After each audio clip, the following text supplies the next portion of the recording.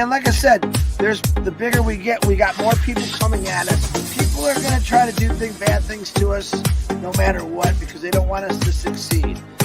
Is we grew up so fast that we got so much attention, and you're not allowed to, in the corrupted markets, you're not allowed to go fast. You're not allowed to pop out of nowhere and help people change their life. You're not allowed to do that. My name is Mufareh, and I'm your friend.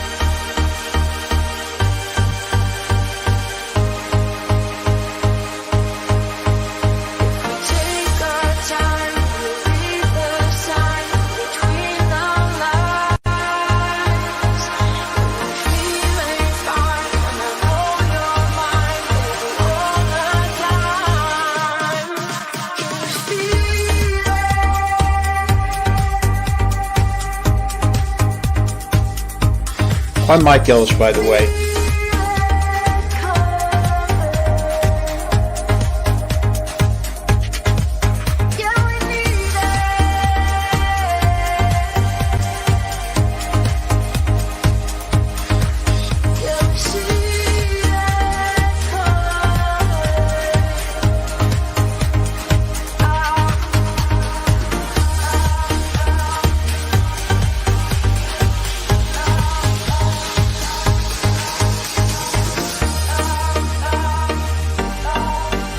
I'm Mike Ellis, by the way. Going there. She wants to be the first to make us look silly. Karma's a bitch. Hello, everyone. How are you all doing today? I hope that you're all having an awesome, amazing day. Happy hump day to all of you. I hope that everyone's having a wonderful hump day. So today, this was posted by Chris. It says, attention founders, 360 has not been scheduled just yet. I see an old post saying it's Thursday because people are posting it's Thursday at 2. That's from a few weeks ago. I will let you know when it is scheduled and we'll have a date on it. Thank you. And then just moments later, this was posted. Not moments later, like a couple hours later. Attention founders, 360 will be on at 2 p.m. EDT, the top live 9/11/2024. Please share out. And the 360 is going on right now. The other thing with Onpassive that we need to focus or realize during this whole phase of Onpassive, from the thought to out in the open and what we've seen, There we go. if you look at it like a house, Onpassive is this big house, the Uh-huh. whole side of the building is glass. We see What? people getting dressed. No, you We don't. see the mistakes. We've lived with things that happen. We've lived with things that are really bad. But he made it so that it's transparent. So people see it and go, oh, I knew you were this and I knew you were that. You don't see it with Apple.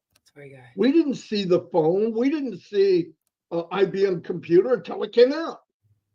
We didn't see it during the journey while it was being built, and the screen wouldn't work right, or the buttons didn't work right, or some kind of encrypted thing came out backwards, and every time you try to use it, it won't work. And I'm seeing that today.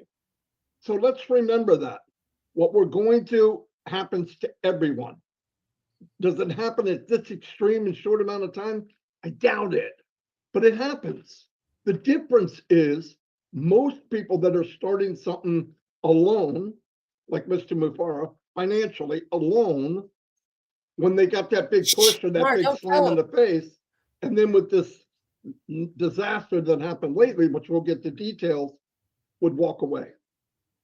I did my best. No matter what happened, cut off at the knees. I'm done. I'm bleeding out. I can't. He never, ever said that.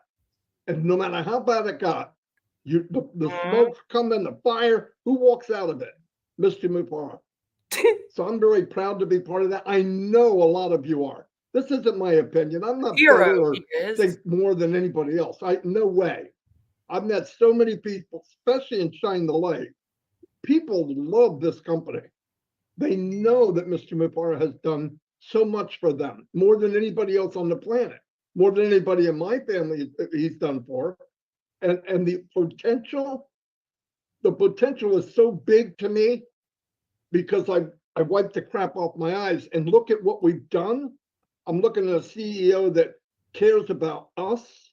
Nope. His biggest day, him and his wife, you know what he said? Is when people started to get paid.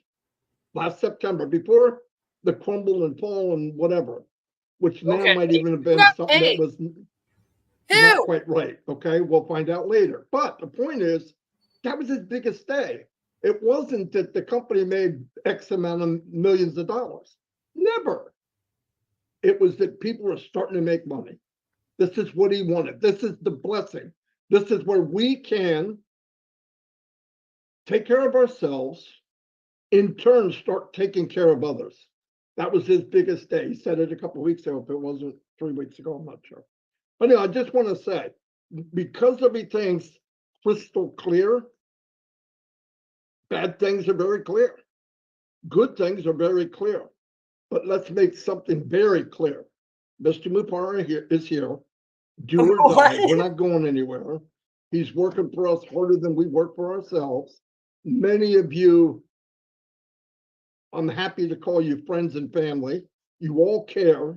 We're all together. There's a few people that need a little bit more boy or caressing or whatever you want to call it. And that's okay. We can do that. Don't caress But anyone. never look down to what's going on. Be proud that during these bad times, Mr. Mufareh is still there. His wife is still there. His family's still there.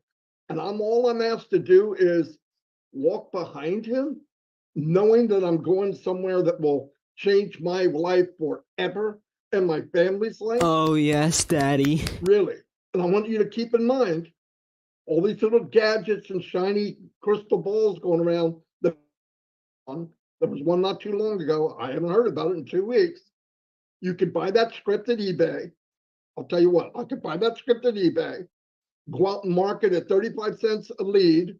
Oh gosh, here we go. $1,000 a month, rip everybody off, shut the thing down. My name is I could scam Boris you Karloff, more. or whatever my name is. I could scam you more with something else. That means I'm not scamming you with this. Ha! You could hide all that. You could even hide your IP address. Do make some money, walk away and do it again. That's what some people do. So if you hear, get in, pay one time, you're going to make $1 million. It's a lie. It won't work. It doesn't even make sense. I have to No agree, that's calculator probably in the a lie, world yeah. can say, give me 50 and you're going to get paid forever. So we're going to take money out Only thing and you give it ever to said you that was true, forever, Marty. and nobody else is Oh, paying. yes, Daddy. It's not brain surgery. Think about it. Anyway, I'm going to turn it over to Red, and let's get the fire started. Recap. Thanks very much, Marty. Hi, Chris. You're looking particularly sharp today. Dapper. Suit, haircut, dapper.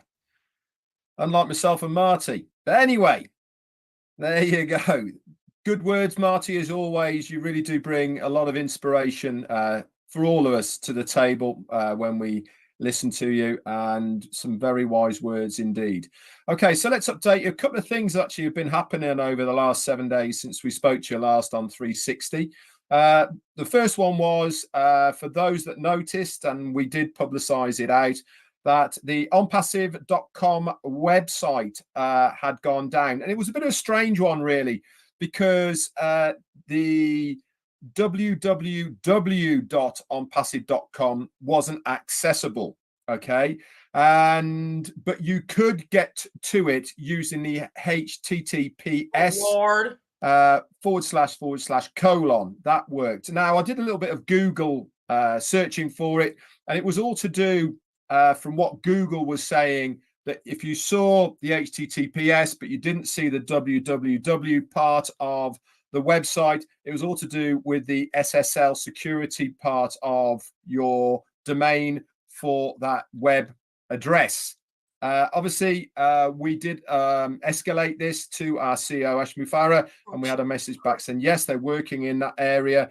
And sure as eggs is eggs, a couple of days went past and it was all back up and running, and there was no problem whatsoever. Woo! So that was happened. That happened, I think, Friday through till about Sunday or Monday of this week. Also, been getting some reports that your OES app on Android has changed slightly. This means they're working in that area as well. Okay. Certainly on Apple iPhone, you just get the flashing icon of your OES and it doesn't go any further. On Android, it actually goes now to the login page, but it won't go any further from there. So things have moved a little bit on that, haven't they? That's happened over the last week. But as always, guys, you know, we are waiting for the metaphoric doors to open once again. And I'm going to reiterate time and time again, until we're told differently from our CEO, that when the doors open, it does not mean that we are going to be earning money from day one when they open. It means that the site is back open. We have access to our data and the applications that are in the OES. Obviously, we wait to hear from our CEO, and he will update us when we need to. Now, Marty's been talking about a lot of things about other companies, etc. And he actually has got a really good point here, and one that was brought up by our CEO, Mufareh, and that was these other companies that he was talking about have had ample time over the last 6 years to develop what we are doing, right? They've had their spies in the camps. They know what's going on. They've been following Onpassive for all of this period of time, and they have got the know-how technology to do what we are doing in Onpassive. So you ask yourself this question, why aren't they doing it? Now, is it because what we're doing is not going to work? Is it because the products and services that we develop aren't that good? Is it because they haven't got the time? None of that is the answer. The pure and simple answer is money. They look at what we're doing. Oh, Lord. Don't forget, all these companies, they have shareholders, they have directors, they have owners. And the number one important thing that all of these companies look at is profit. Is there enough profit in us developing what we are and then putting it out? And the short answer is no. They can't see how there is enough profit for them to do what we are doing. So why are we doing this? Why is Onpassive doing something that others aren't?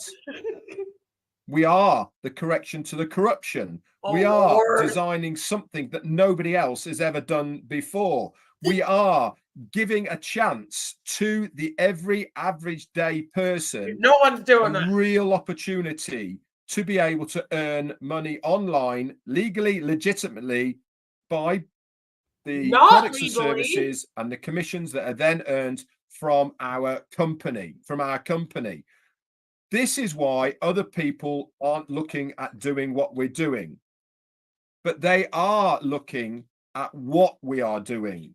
They don't like what we are doing. And this goes back to the problems that our CEO and the company have had. They might not want to do it themselves, but they certainly don't like what we're doing because they look at us as a threat to what they are doing. Yes, it's probably not going to be as profitable for them to do it themselves, because the normal way of doing business is what? Allow a startup company like ourselves get going. They come steamrolling in. Here you go. Here's a few million. Buy it off you and integrate it into their own company. We haven't got shareholders. We haven't got financial backers. We haven't got that. It is one person who is running the whole show. And guess what he's always said? We're not for sale. We're not having shareholders. And we certainly aren't going to get into bed with other people. The other companies know this. So they feel as we are slightly as a threat. And a lot of the problems that we've envisaged since September is because of people trying to derail what we are doing, whether it's internally, whether it's externally, but the combination of all of them together has caused the company a bit of a headache. But when you get people who are pushing against you, when you get people who are trying to derail you, guess what it shows? That you're doing something right. You're doing something that they are not happy about. And that is good news for all of us. It means that we're in the right area. We're in the right ballpark doing what we're doing because they don't like it. And when people don't like it, it means that they feel that we are a threat to what they are existing at the moment. We're not in a threat to them as ourselves. We're not looking to threaten anybody. We're looking to be able to produce what we are and give the customer the choice. And that is the difference. We are going to be a clean, ethical company that gives the user the choice to use us if they want to. We're not going to push people. We're not going to coerce people, not like a lot of people do. Okay, we are going to be completely upfront and totally above board with what we're doing. Anyway, I thought I'd put that into the mix. Over to you, Chris. Oh, very good, Red. Very good, Marty. I love you both. You're both looking. Yeah, sorry guys. The chat apparently stopped working. Even I was like, I don't know what's going on. I think it was the StreamYard. Might have been YouTube though, but I just think it's ridiculous that he's like, oh, everyone's scared. There's people coming in from the inside, like as if someone went and hired Muhammad Kamal and Muhammad Nazal and Dr. Susan to come in and like mess up their company because they don't want any competition. You know what I mean? Like, it's just, it's a lot. It's a lot. And I'm kind of like, Red, are you just saying that because Ash says that? Like, what makes you believe that? What have you seen? Have you seen any of this? One, Marty. Like about the pressure. I haven't. Let me start off. I got a few things I want to say. I'll try to say them quick. Number one, happy birthday, whoever has a birthday today. Well, yeah, of course. Happy birthday, everybody. That's on my brain today. Happy young birthday. And I know there's a lot more, but we'd be here for 16 hours with all the prayers that I do on a daily basis. Robin Noble, she'll be 10. Daughter Chloe. That's the only birthday I care about right now. I'd ask that you put them in your prayers today. They're going through some issues right now, and they need some prayers.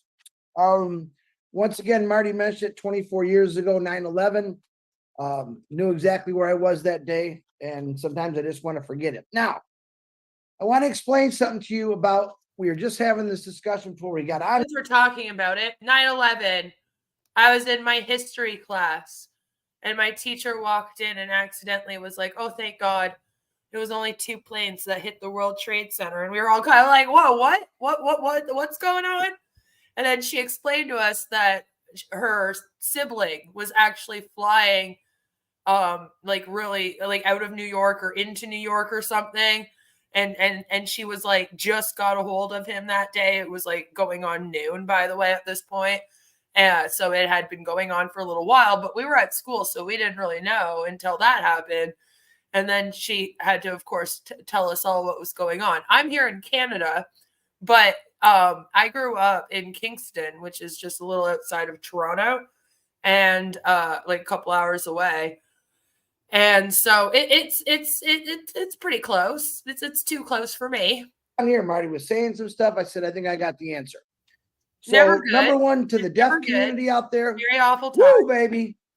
You guys are rocking it. Mexico, Japan. Right. And I got a lot of people saying, well, Chris, we don't know what they're saying. Who is it? I don't know sign language, or they're speaking in a different sign language. Well, I got the answer for you all. Who are they? Anywhere in this world, I can go to church in any language, and I know exactly what I'm going there for. Okay. We had a lot of Mexicans come on today and yesterday, and a few Japan and North Americans, and they're all speaking in a different sign language. Okay. Why we're doing Shining of the Light is so they could connect to their communities. Now get this one. You're going to love this one. There's 70 million Thank you, Ken. deaf people in this world. That's 1% of the people's population. Now, if I get 100 people on here that are deaf that speak all kind of sign language, they're talking to their community. They're not talking to us. We already know about them. This is what I was trying to explain before we get on here. Now, what? We want to recognize everyone. I don't care what your language is, whether it's Hindi, Bengali, Germany, France, whatever it is. Well, I mean, what's the point though if you're not going to translate it and understand what they're saying and get to know who they are though? I thought that you would at least do that part. I don't understand. You speak your language because we want you to reach out to your community and your country. Now, if you want to put words on there so maybe we can see what you're saying, that's great. But you don't have to. Send us a short video, 20 minutes or less. A lot of them are doing them in 5, 6 minutes, 10 minutes, and we're getting them out. You could use those to share to your community, which is, imagine 70 million deaf people in this world. And I don't know, we got 1,000 or so or more deaf founders in Onpassive. Guess who you're going to connect to my deaf founders out there? 70 million people out there that are going to be looking for a passive. Why? Because they are going to need it, especially in today's times. So that's what we're doing. I have a lot of calls the last couple of days. I don't know what they're saying. Their community knows exactly what they're saying. They're talking about a passive. They're talking about their gratitude to Ash Mufareh and his family and what Onpassive is all about. So I hope that one helped you out a little bit, Marty. I would like to know what their story is. But okay. I guess we'll just keep them within their own community. Yeah, he's not going to agree with me. Never does. But that's weird. So now let me go into my other thing here. Now, most of you know I try to tell you true stories. I do tell you true stories. And I try to talk a little bit my situations, or I study things. Well, the last few days I have studied Mark Zuckerberg and Facebook. And I want to tell you a few things if you don't know. Now, yeah, you can go on YouTube and find these things, but I thought it was very interesting. Now, regardless how much you like or dislike Mark Zuckerberg, he's one smart dude. 19 years old, he figured a lot of things out, but he didn't really quite know what he was doing. And he did things, some of the things were wrong, but he just kept going.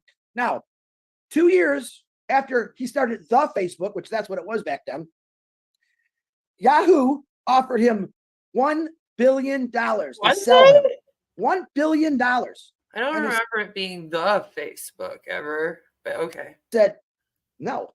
He told him no. I think he was 19 or between 19 and 21. He told him no. Now, how many of you would you say would turn that down? He turned it down. And it gets better. I don't watch the Mark Zuckerberg movie every single day to make me feel better about the MLM that I joined that hasn't made me ascend in 6 years. So I don't remember it.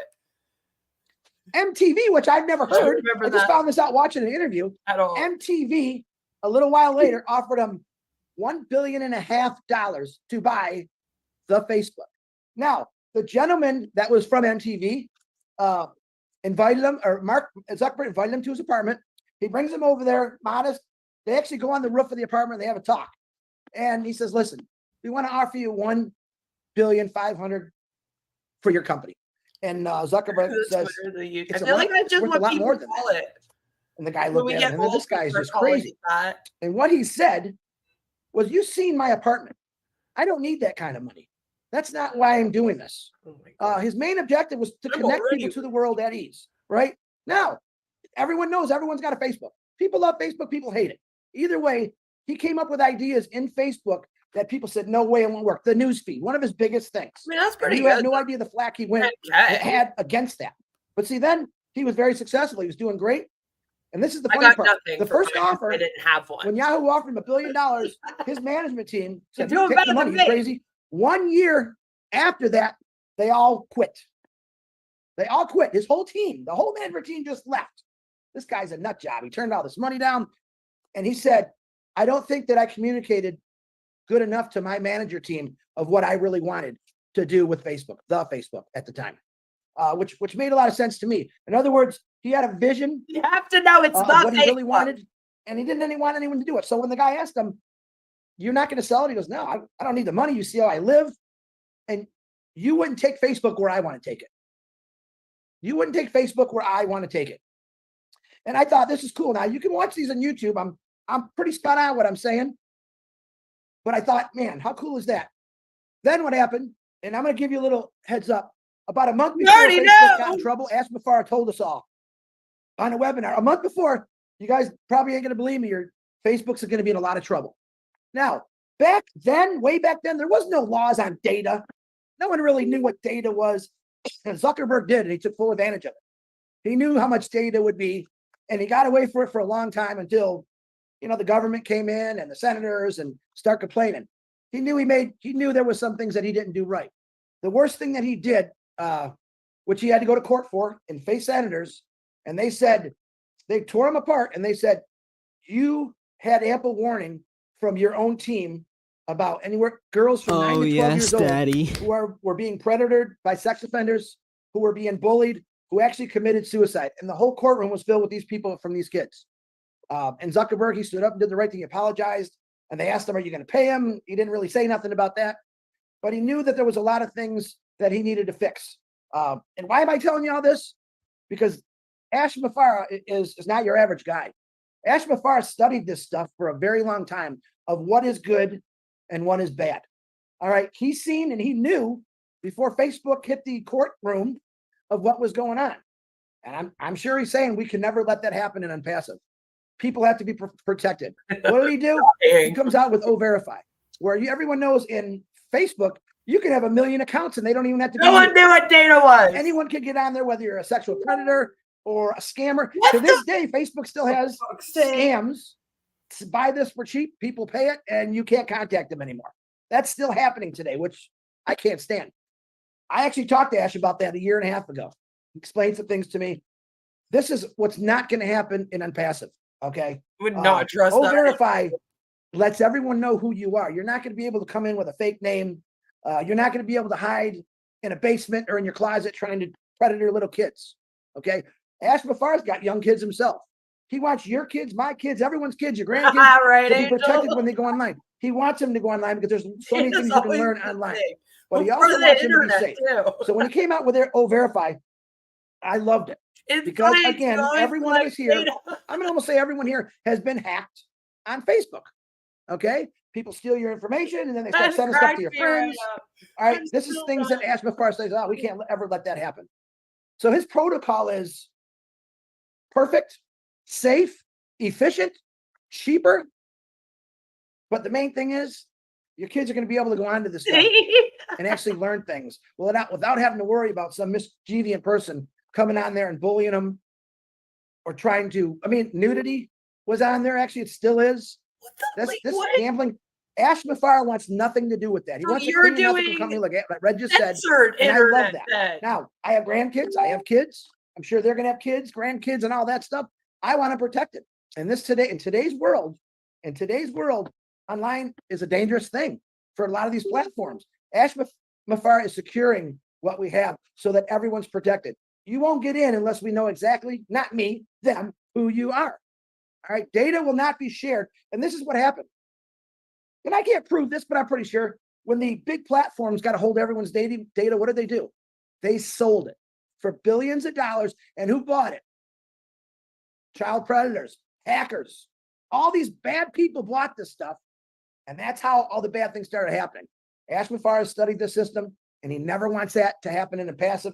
O-Verify is going to take care, and other things. It's not just O-Verify. There's going to be all kinds of things for safety factors. And I absolutely love that about a passive, just for the protection of me, my finances. How many gems have you been? Your bank's been ripped off. Every 2 years, someone steals money out of my account. No idea. What? Well, someone sold my information somewhere, and they hacked into my account. Wait, and That's like how it every works, 2 folks. years? Ash Mufareh is going to lock it down. I love the idea that there's just somebody sitting on Chris Johnson's bank account information, and every 2 years they're like, all right, we've hit the 2-year mark. Time to rob this mofo again. Let's go. Like, what do you mean? Like, really, though? Because you can do stuff to protect yourself from that and figure out what it is that's going on so that that continues to happen. It just seems very bizarre that it's every 2 years. The biggest, strongest walls you've ever seen, where people cannot come in and distract your life, disrupt your life, steal from you, harm your kids. Welcome to Onpassive. My name is Chris Johnson, and I approve of this message. Always wanted to say that. Marty Red, back to you. That's all I have.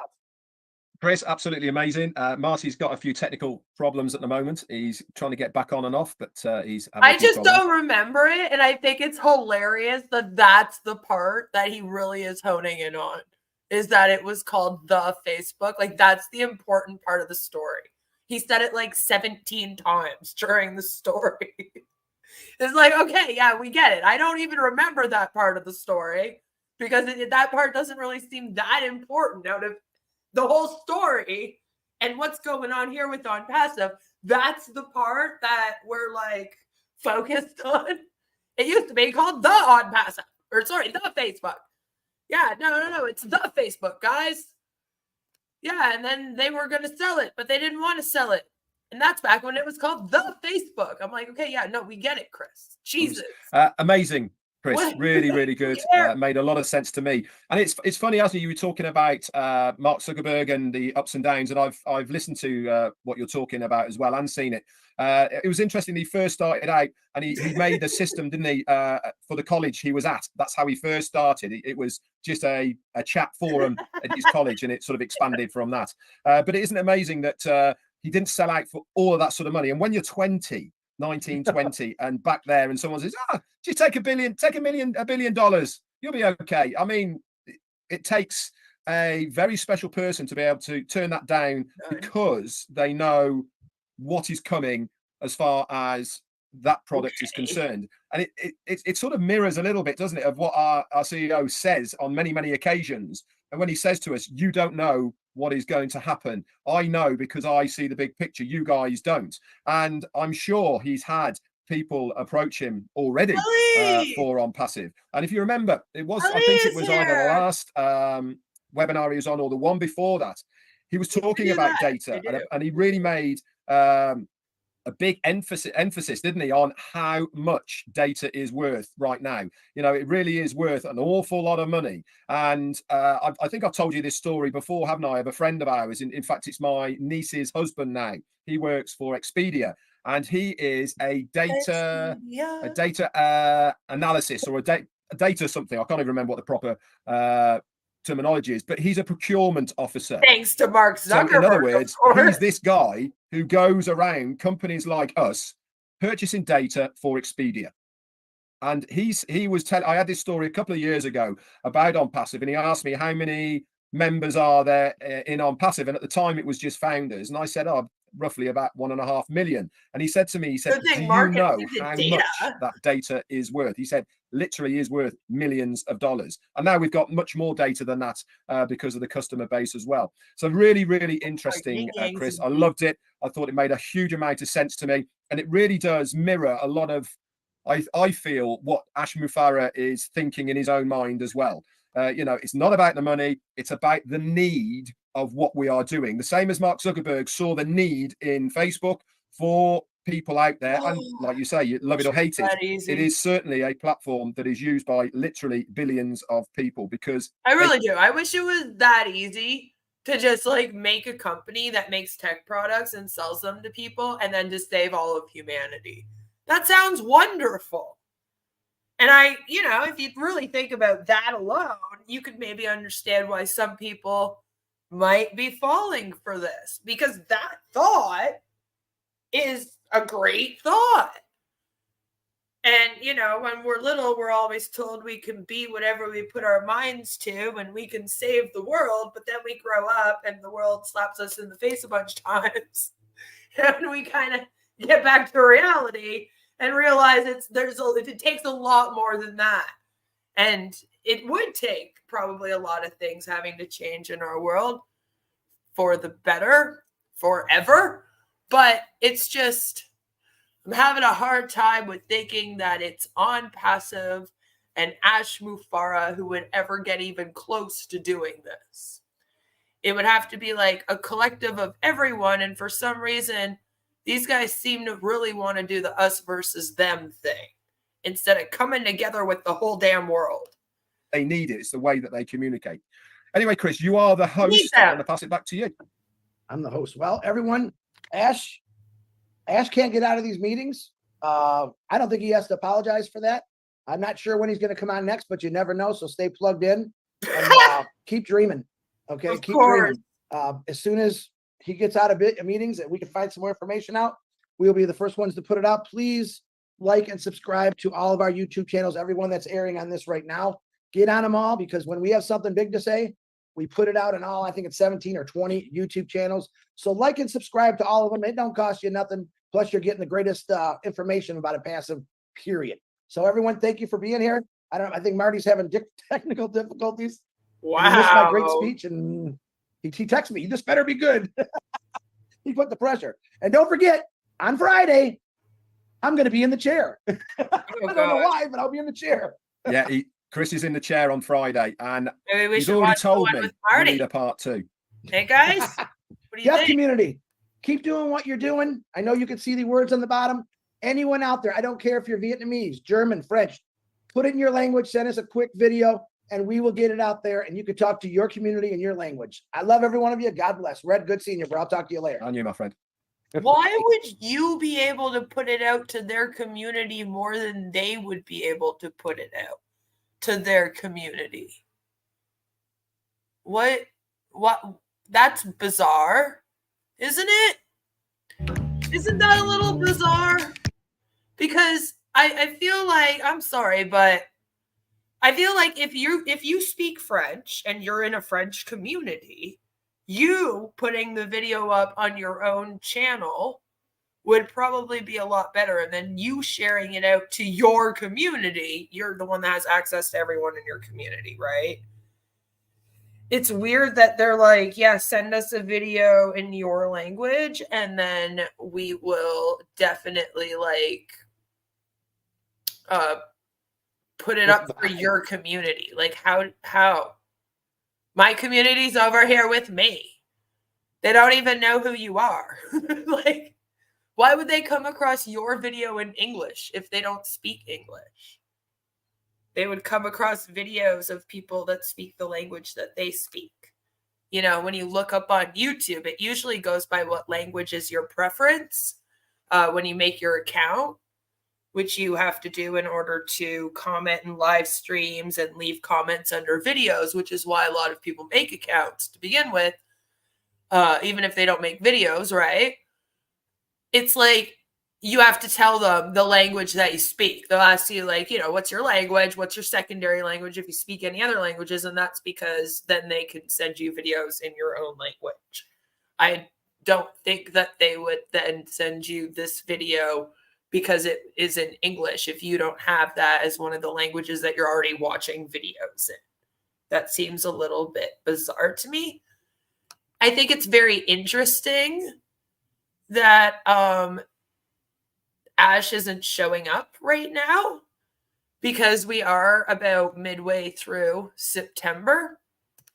Maybe the good news is that since he doesn't show up, maybe he actually is busy. Maybe he's fucking finally doing something. We can only hope. But I guess we'll have to wait and see.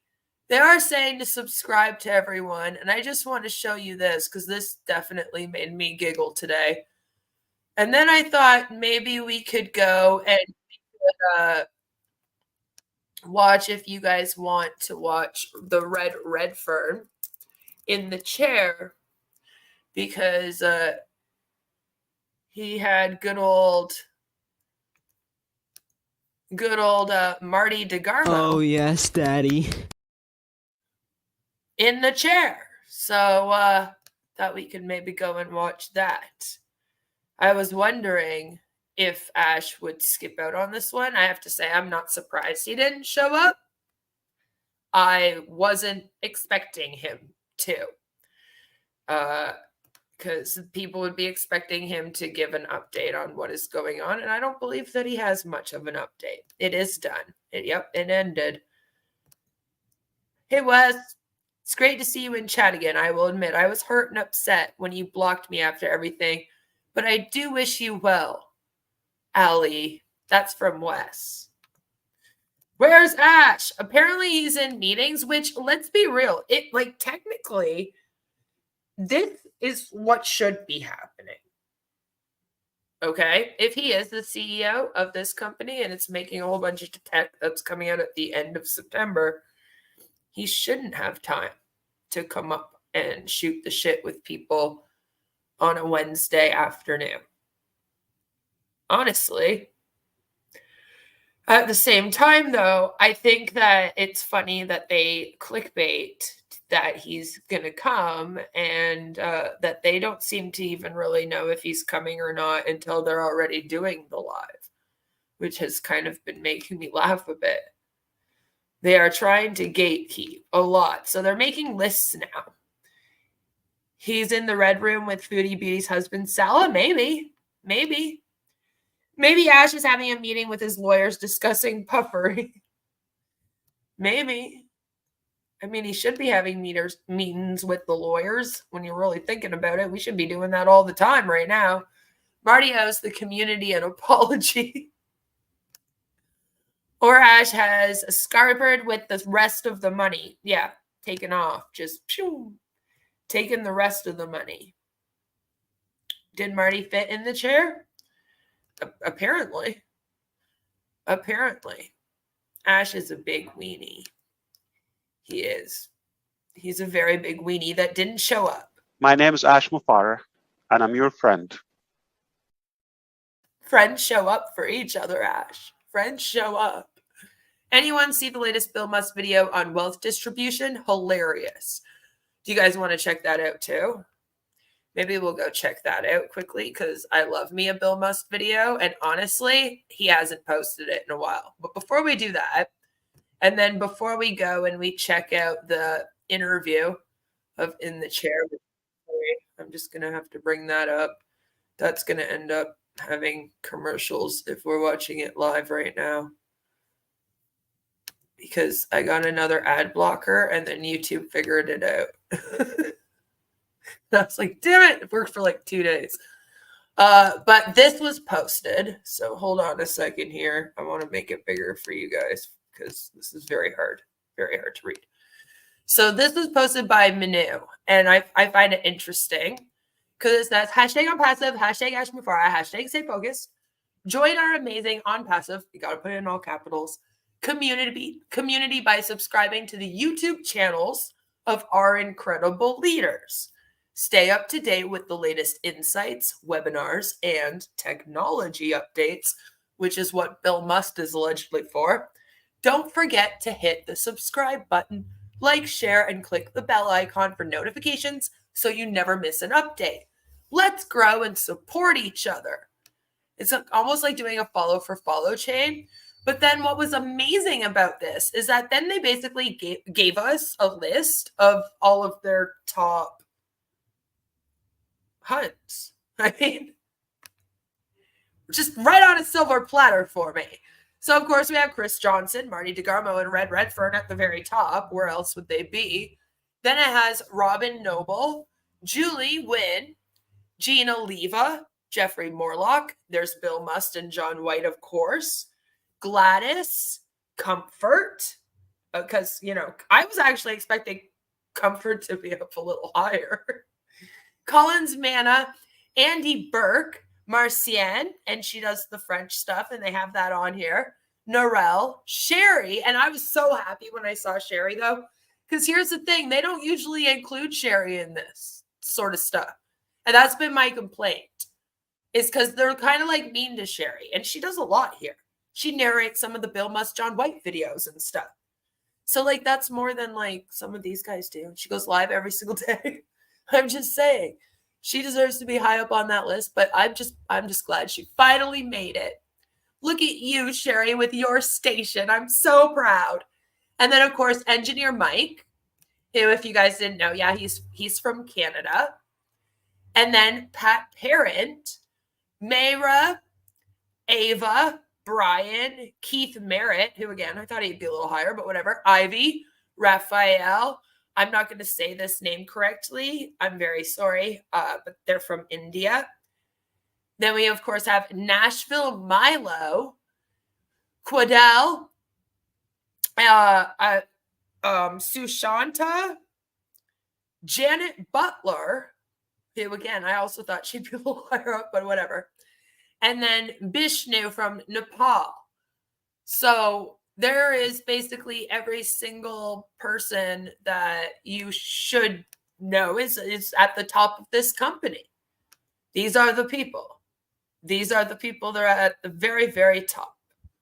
You know, you're surprised I'm not on the list. It made me laugh, though, to see the order that they put people in, sort of. I was like, that's interesting. Interesting. Marty and Chris on top. Not a vision I want in my head. Oh, Joe. Joe, you're bad. Oh, yes, Daddy. You're bad, Joe. Is that engineer right now? Yep, that's Engineer Mike. Engineer Mike. Sounds like there's a bit of misogyny going on. A little bit. There is. I'm not going to pretend like there isn't. There is. The top people are always the men here. There's a lot of misogynistic comments that go on. I also noticed that Susie wasn't on the list. You're absolutely right. Poor Susie McRae is missing, and I'm not really sure why.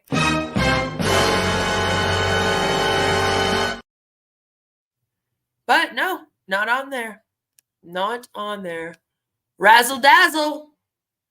That's right. The chosen ones. Yes, the chosen ones. Oh, yeah. Shortest 360 ever. It was great. It was great fun. So I just like that they gave us a list, because I was kind of like, that's interesting to also see it from their point of view as well, you know? To be like, oh, alrighty. So let's go over here to Bill Must now. Because since that was so short, we now have some time. Ooh, we might even have some time for diaper babies again.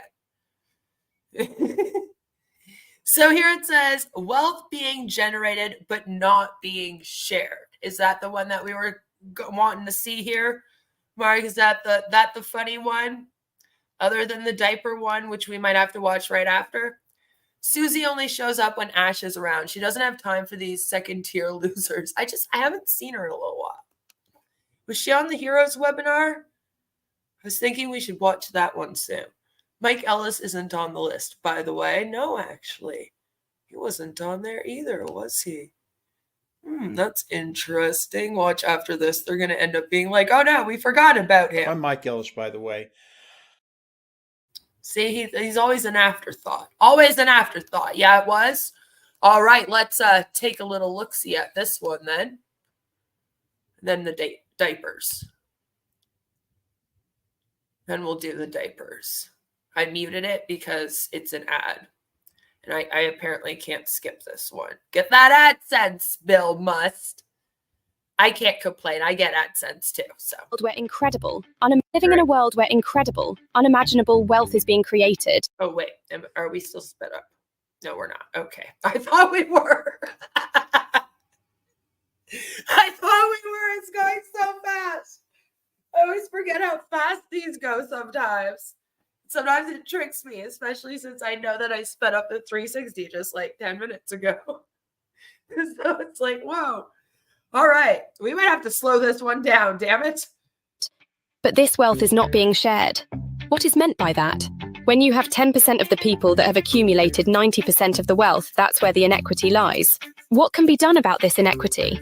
The wealth is already here, but you need to have something or someone to completely reverse that trend to where you have those who need it more. Steal all the money from the rich. Steal all the money from the rich. Go. We have an opportunity to have it. Look at things that are happening in the world today. We have the majority of people who are suffering financially and don't have the means to do any better. But then on the horizon, there comes an individual who takes notice of what has been happening to the vast majority of people. This man, Mr. Mufareh, realized that there is a great gap between those who have it and those who don't. And that gap, he realized he had to do something about it. He created Onpassive, the great wealth sharing machine. Wait, what? Slow down a second. Onpassive, the great wealth sharing machine. I just need a second to take that one in. That was a new one. Yeah, no, that's okay. The great wealth sharing machine. That is not at all how I would ever describe Onpassive. But I mean, Marty probably could, let's be honest, Jens. Wasn't it Eat the Rich? Marty probably could. I believe in him. I think he could totally do it. Oh, yes, Daddy. But, you know, I'm having a hard time, guys, with this. I'm having a hard time. I bet Ash comes on next week with a bunch of new issues. Probably. It'll be very weird if he doesn't show up soon. Please don't drink while watching this video. He created Onpassive, the great wealth sharing machine. And my whole thing is, okay, but how is Onpassive sharing the wealth? Are you hoping that all the rich people use Onpassive to run their businesses and then you can steal the wealth from them and like give it to yourselves? Like, I don't understand.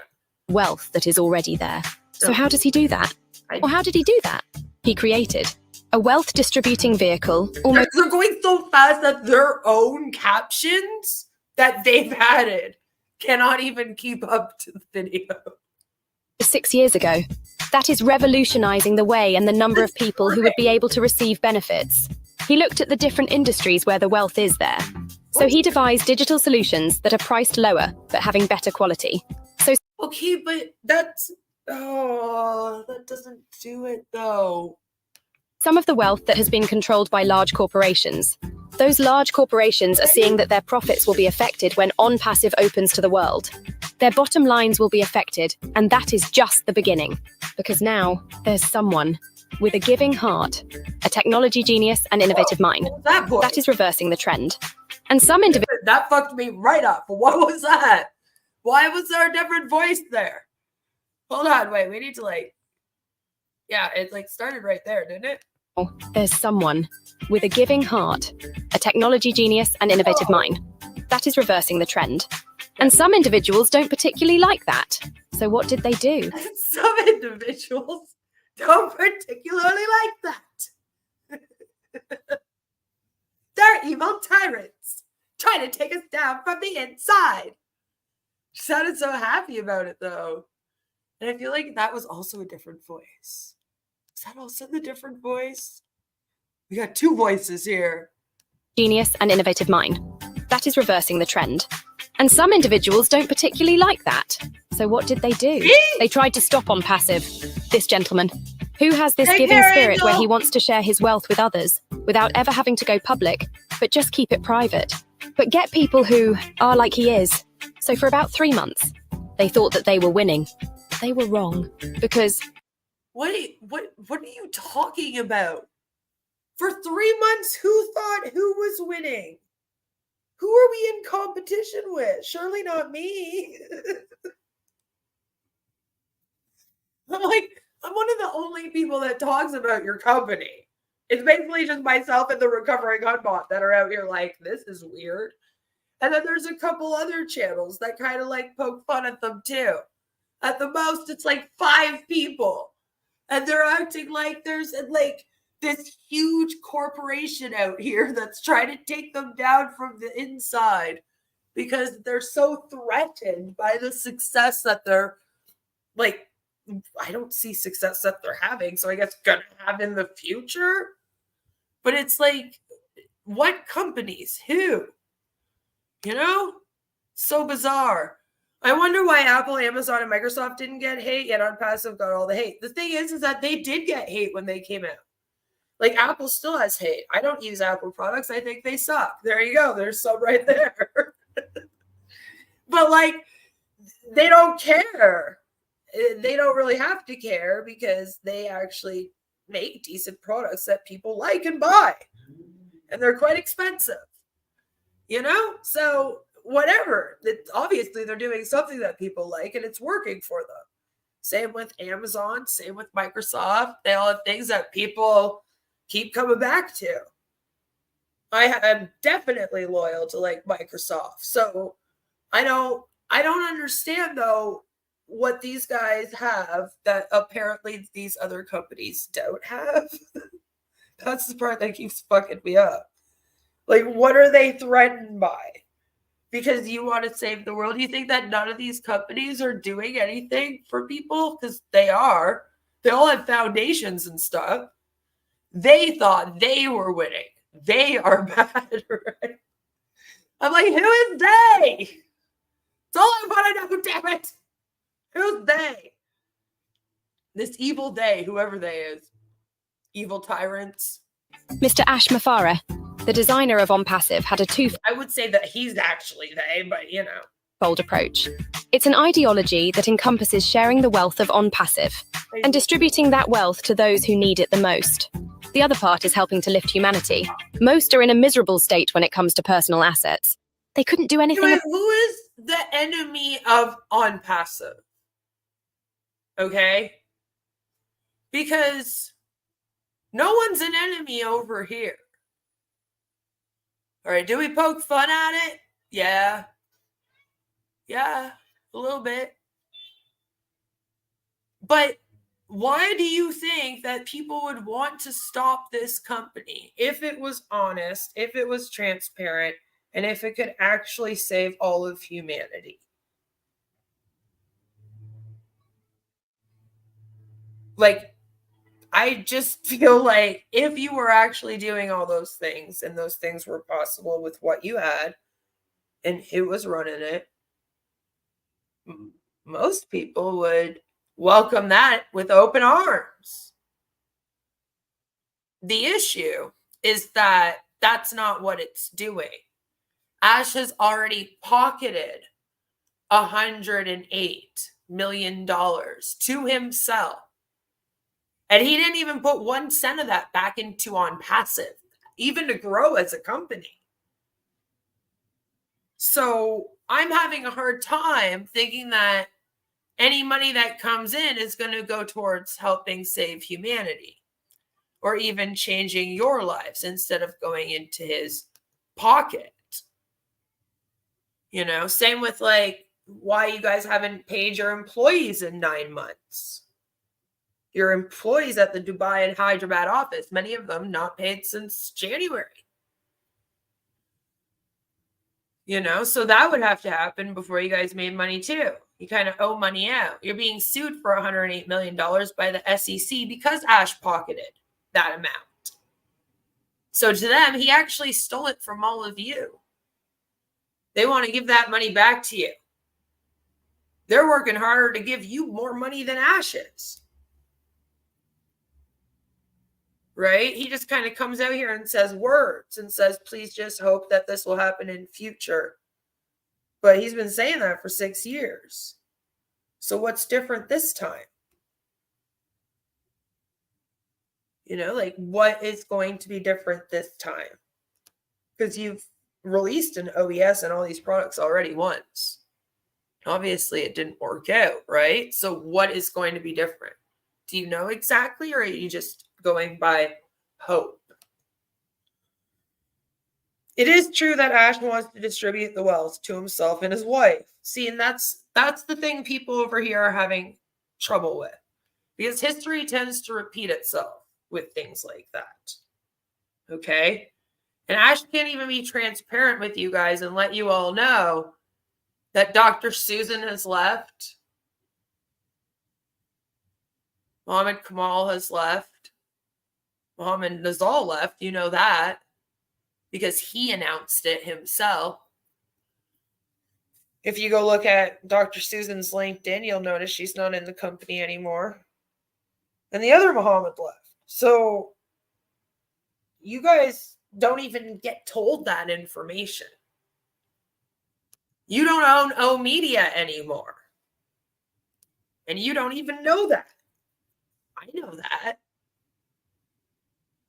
So I know a lot about Onpassive. I know more than what I put out publicly.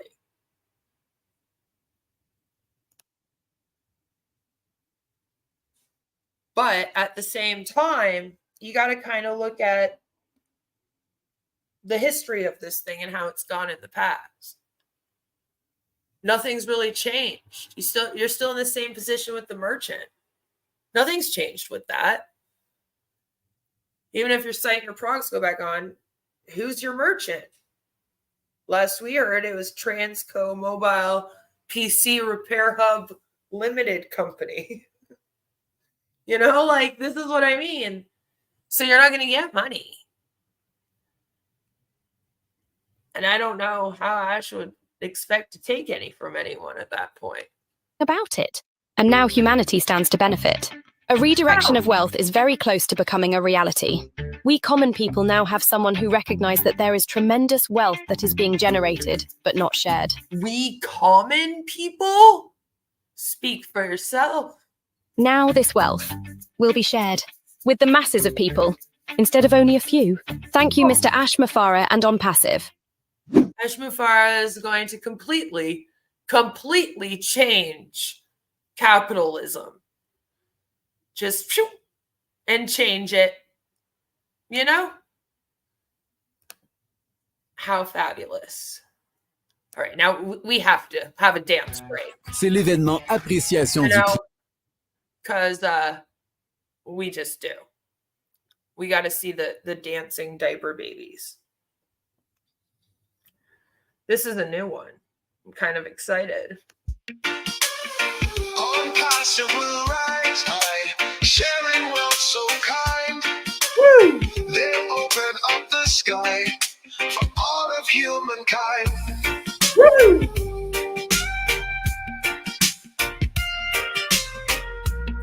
Everybody dance! Dreams they start to grow in a world so bright. Together we will glow on the shimmering lights. Well, for you and me, a brighter day we'll see. Sharing hearts so free, Onpassive's destiny.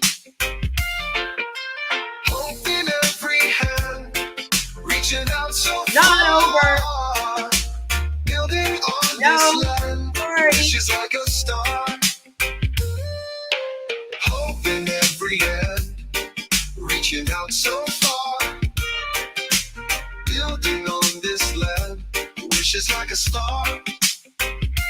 Join this wondrous fight in unity tonight, spreading love and light, making What do you mean, wrongs Lamar? go It's working, right. dancing, robotic costume.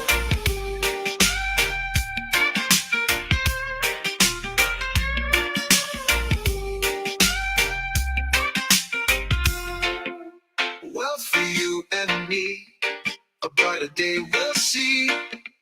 Right, though? Sharing hearts so free, It's the Onpassive's hardcore people. destiny. Really got to be in the cult to enjoy it. Or over here laughing at it with us. Hope in every hand, reaching out so far. Building on this land, wishes like a star.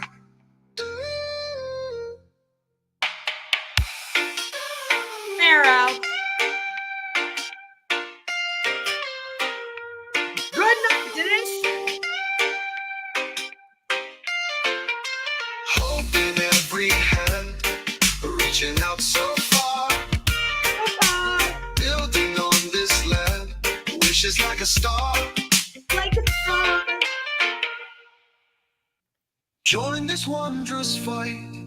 Okay. In unity tonight. Who we fighting? Spreading love and light. Making wrongs go right. Well, for you and me, a brighter day we'll see. Sharing hearts so free. Onpassive's destiny. Onpassive will rise high. Sharing wealth so kind. They open up the sky for all of humankind. Dreams that start to grow in a world so bright. Together we will glow. Right, Wes? We Under love shimmering people. lights. Well, for you and me, a brighter day we'll see. Sharing hearts so free. Onpassive's destiny. Hope in every hand, reaching out so far. Building on this land, wishes like a star. Join this wondrous fight in unity tonight. Spreading love and light, making wrongs go right. Love for you and me. Only right? A brighter day we'll see. Sharing hearts so free. Onpassive's destiny. This was free.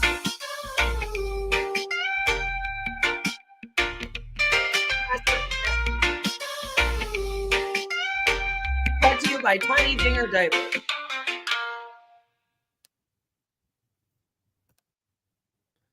That was fun. And then they danced to no music for a little while. I'm sorry, it makes me laugh. It makes me laugh. I got to do a Jamie French edit on that. That would be freaking hilarious. So, when was it? Was it yesterday? Yes, thought so. Yesterday, good old Marty DeGarmo. Oh, yes, Daddy. He decided to go and sit in the chair with Red Redfern. That's Red Redfern's show because now they all have to have a show, you know? Yeah, they're going to redirect the wealth into Ash's pockets. Exactly. So they did their little in the chair, and he even calls it with the legend. Marty DeGarmo makes me laugh.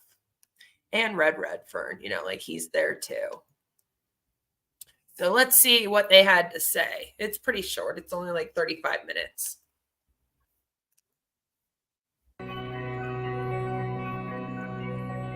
You can definitely start when it actually starts. Really? Le Really? transportage est capable I de... literally just watched an ad before I pressed play. It played for 2 seconds. Why you gotta do me like that? Why you gotta do me like that? That was awful. That was awful. Ew, why do they have Amy here? We don't want that. No Amy Schumer. For Hello, hello. How is everybody?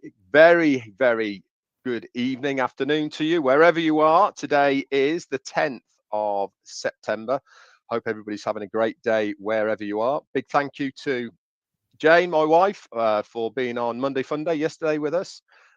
It was a blast. We had enjoyed ourselves. We always do on a Monday, bringing a bit of humor and lightheartedness to you all on a Monday to get your Onpassive week off to a good start. As far as Onpassive is concerned, tomorrow is looking like Onpassive 360 day, and it's also looking like it's going to be around about 2 p.m. Eastern Daylight Time. Obviously, this will all be confirmed by Marty tomorrow at some point. And obviously, as always, our CEO Ash Mufareh that's why will be everyone was the saying. link and invited to it. And fingers crossed, we will have the privilege of seeing him on Onpassive 360 tomorrow. Kind of guessing that he might be on, but obviously there is no guarantees, and it's normally very late minutes anyway. But today I have a very special guest with me in the chair. He is probably the second most recognized face in Onpassive after our CEO. And he really is a legend to us all. He is an amazing guy. I've known him. Like, I don't really know why. Like, I don't know. Maybe I'm just being a bitch. But I don't know. I look at Marty and I'm kind of like, he hasn't built up that big of a team. Even with Onpassive, this team he's built up, he did it alongside Mike Ellis and Dan Strait. So it's not like he did it by himself. I don't know what he has or why people look up to him here. It's kind of weird. Like, I find Red to be more intelligent. I find Chris to have more personality. But for some reason, Marty is the one that's like at the top. It's so bizarre. For a very long time now. We're going to talk about that. And he has done so much for our business in one way, shape, or form. He's got the biggest heart of anybody that I know within Onpassive. And it really is my pleasure to bring in to the chair Mr. Marty DeGarmo. Marty, how are you? Hello, hello, hello. I'm happy as a lark. How are you? I'm very well, mate. Thank you very much. And thank you for allowing me to ask you to come in the chair. It's going to be very interesting to find out a little bit about you. And as a bonus, we've also got Mr. Chris Johnson. He's coming in the chair as well on Friday. So there's no getting away for anybody today. So as always, Marty, the chair's all about finding out a little bit more about you. Now, as I said earlier, I do know you from before Onpassive. But before we get into that, just tell us a little bit about yourself, where you live, where you're from, and your family members, and what work you did before you retired or stopped working. I'll try to be quick. You know how I am. I'm going to be quick. You don't have to be quick, mate. Born in Kansas, believe it or not, with Dorothy and Toto. I don't remember it. I was only a little kid. We traveled a lot. My father was in the military. He was in the Army for 20 years. Then we moved all over. We wound up in New Jersey. Fort Dix is the base he was stationed at before he retired. I had 5 brothers and sisters. I had 3 brothers and 2 sisters. Right. The oldest brother was Earl. Earl had to die. Na, na, na, na, na, na, goodbye, Earl. Hey, hey, hey. Killed in Vietnam in 1968. He was a ranger in the Army. A second oldest brother was Michael Ray DeGarmo. Sad enough, he was killed in a car accident 2 years later. He was also 20 years old. And then my last brother, 8 years difference. My mom and dad had kind of like 2 families. Had the first 3 boys, and then later had 2 girls, and then 1 girl, me, and another girl. And Dave, my brother I was closest to in age. And then my bio mom, she had my sister, my brother, me, and then I believe it went brother. But I only grew up with 1 little sister. So. Passed away in 98. Because I was adopted. We were a very close family. Like I said, we lived in a house that really couldn't hold that many people. My dad was about 5'8", and all my brothers are 6 foot tall. I'm 6'3". I used to be 6'3". I'm probably 6'2" now. And then I went to school everywhere around here. Never took a bus. Everything was close enough. I graduated in 1978. Barely got by in school. I was bored to death. I hated school. Sorry about that. Probably not good for the kids to hear this. But then I started working right away. In fact, I worked in 16. I worked and I went to school at the same time. They had a special program. So I worked in the morning, went to school in the afternoon. When I graduated, I went into a company that my brother was working for, and they made copper foil for the circuit board industry. I went there in 19. I got you. I got you. Earl had to die. You're welcome. 78 in the summer. And then in 79, there was a probation. They kept me full time. And I worked from there. I worked there from 79 to 2004. Wow. I was a GMO5, which is general maintenance. I was the gopher, go get this, go get that. Then I was a machine operator. Then I was a lead man. Then I wound up I was a union representative, shop steward. And then I became supervisor of the company. And then I became a manager. Then I became a department manager. And then the company was shut down in 2001 because of competition around the world. We just could not make the product cheap enough to compete. And that has to do with the way you started, right? The newer companies built for efficiency, and we didn't. So anyway, but we had the technology, thank God. So when they shut down in 2001, they kept 5 of us, me and 4 other guys, and we traveled around the world selling technologies, building the equipment. Then I would go in, start the equipment, and train the employees. And I did that all over the place. I loved it. It wasn't. So you were the one that went in and would teach them and train the employees, but you didn't have anything to do with the selling and the marketing. Just, wanted to highlight that point. Good for family, though, because my kids were just getting into high school and all that. It was kind of a nightmare. And I used to have to stand on the hill in Russia so I could get on a cellular phone that ran off of a satellite phone. Yeah. Yeah, I couldn't believe it. I look back now, and a certain time, and we were 12 hours ahead or something. It was a nightmare, but you could communicate. But I love that. Well, then I wound up I had sleep apnea for a year and didn't know it. So I did some damage to my lungs. What? For a and year? Then I got out of that, and they told me you're going to be out of work for a while. I got out Did you cure sleep apnea? of work, and they kept testing me and goes, you're going to be out of work forever. What? Oh, that's great. So I wound up on disability, and I said, what the heck? So And how old were you then, Marty? I was 42 years old. Wow. Damn, my dad worked with sleep apnea for fucking 25 years, 30 years himself. Guess he should have gone on disability. That's crazy, though. That you had to have injured yourself with more than just sleep apnea, right? I mean, don't get me wrong. It can be awful to have that. You can straight up stop breathing in your sleep. Like, that's what it is that you stop breathing in your sleep. So you need to usually have a CPAP machine to sleep with.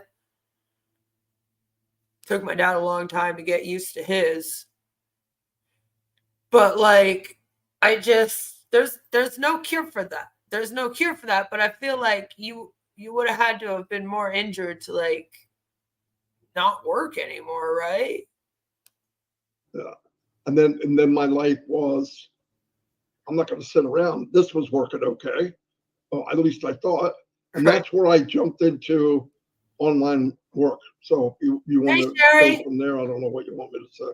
Yeah, no, that's it's a good stopping place, isn't it? Is that in life, curveballs come your way, and it's how you deal with them that make the difference. And obviously, you've already said that you loved your work, you loved the travel, even though it was not very good for family and all the rest of it. And obviously, you wanted to support your family in any way you could.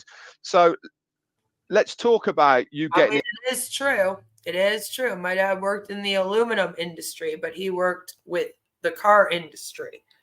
And he was gone for at least one night a week. Sometimes he'd be gone for 2 weeks at a time to get projects done. Into online business or work or whatever you want to call it. just talk us through those really, really early days of the sort of things that you were doing in those early days in 2004 and around about there, because that was early days, wasn't it, as far as the internet was concerned? 20 odd years ago now. So just talk to us a little bit about those. Okay. Facebook had just started, right? It was another name. I don't know what it was called. Whatever. It was nothing yet. I got on and I was looking. Now, remember, I left something that I really loved. So I thought, this can't be my peak, right? I'm 42. I figured I got a lot more to do. So I went online and I said, I see people are making money online. A lot of email stuff, because email's starting to crank it up. Wasn't a whole lot of, you could get away with almost anything. They didn't have what you call spam and all that. I mean, they did, but they weren't pushing it like they do now. So I got on, I got into business, can't even tell you which one, and started looking at what I thought, I can do it. If they can do it, I can do it. I didn't know who they were, but whoever they were, we called them the gurus, and they would tell you, just do what I'm doing, or she would say it. And I tried, and then I realized, well, how am I going to get traffic? Well, years ago, they had a thing called traffic exchanges. And come on, Marty. All right, I'm sorry, guys. We got to take a quick little commercial break. And we'll be right back. Today's video is brought to you by... Do you have a berserker demon? You may think that's a strange question, but I've dealt with berserker demons. What's a berserker? The word describes ancient Nordic warriors who fought with uncontrollable rage. This is where we get the expression, he was so angry, he went berserk. In the days of Vikings, berserkers would enter a trance before battle to get supernatural strength. They fought with a frenzy. Sound like someone you know? As we say, they lose it. Explosive anger can come from frustration, feeling disrespected, trauma, mental and hormonal issues, and drugs, but uncontrollable rage can be demonic. As an exorcist, I've dealt with berserker demons. If you've got one, you'll need more than anger management therapy. You may need an exorcism of a berserker demon of anger. That's inhuman. I'm here to help at boblarson.org. Whoa, looks like you got a bit of a tangle in your dangle. Did you know that more than 8 out of 10 hose owners die each year? Not anymore. Hey, turn me on and watch my hose get huge. My mom always told me I was a grower, not a shower, and boy was she right. And if you squeeze me in the right spot, all my raging fluids will come flying out of me, and instantly I'll retract to my small, natural, convenient size. Amazing! Oh, yep. Shout outs to all my flowers and growers out there.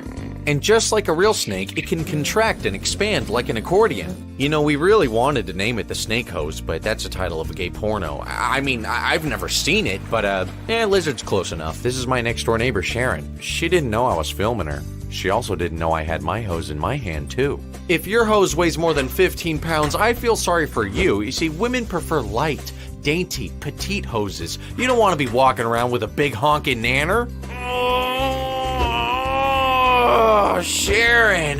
Whoa, watch the, whoa, don't get it caught on the thing. Whoa. Hey, buddy, watch where you're going. You don't want to end up like that guy, still using a standard hose, not going anywhere, and he's fucking bald. Fuck! Look at my hose, people. Oh, yeah, it's growing fast, and it's not kinking up anytime soon. Now, I don't know who lives here, but it's time to wake up. Behold, the full length and girth of my hose and its full potential. Hey, can't you see I'm filming a commercial here, you fucking asshole? Wah! Take that, fuckboy! No one fucks with my hose! The Lizard hose is about $30. You get 25 feet. That's like, just a little bit more than $1 per foot. Now, fuck it, we'll give you 2. That's 50 feet. Get fucked. Come on, touch it.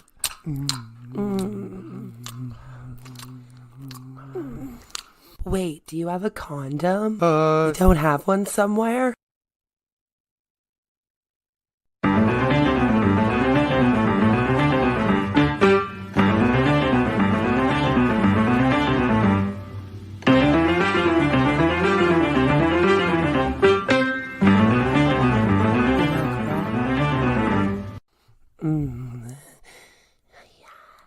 Yes. Oi, excuse me there, sir. Do you have these directions? Sure, you just go down that way and make a turn. Don't let her know that your dinger is almost a no-go. Get Tiny Dinger condoms to you discreetly. It's very important to choose the right size, so make sure that you get your tiny size. Don't be caught without a condom. No, no, no. Get Tiny Dinger condoms, a YouTube streamer's favorite brand. Located at your local CVS pharmacy, Rexall, Shoppers Drug Mart, Walmart, and in your favorite streamer's nightstand.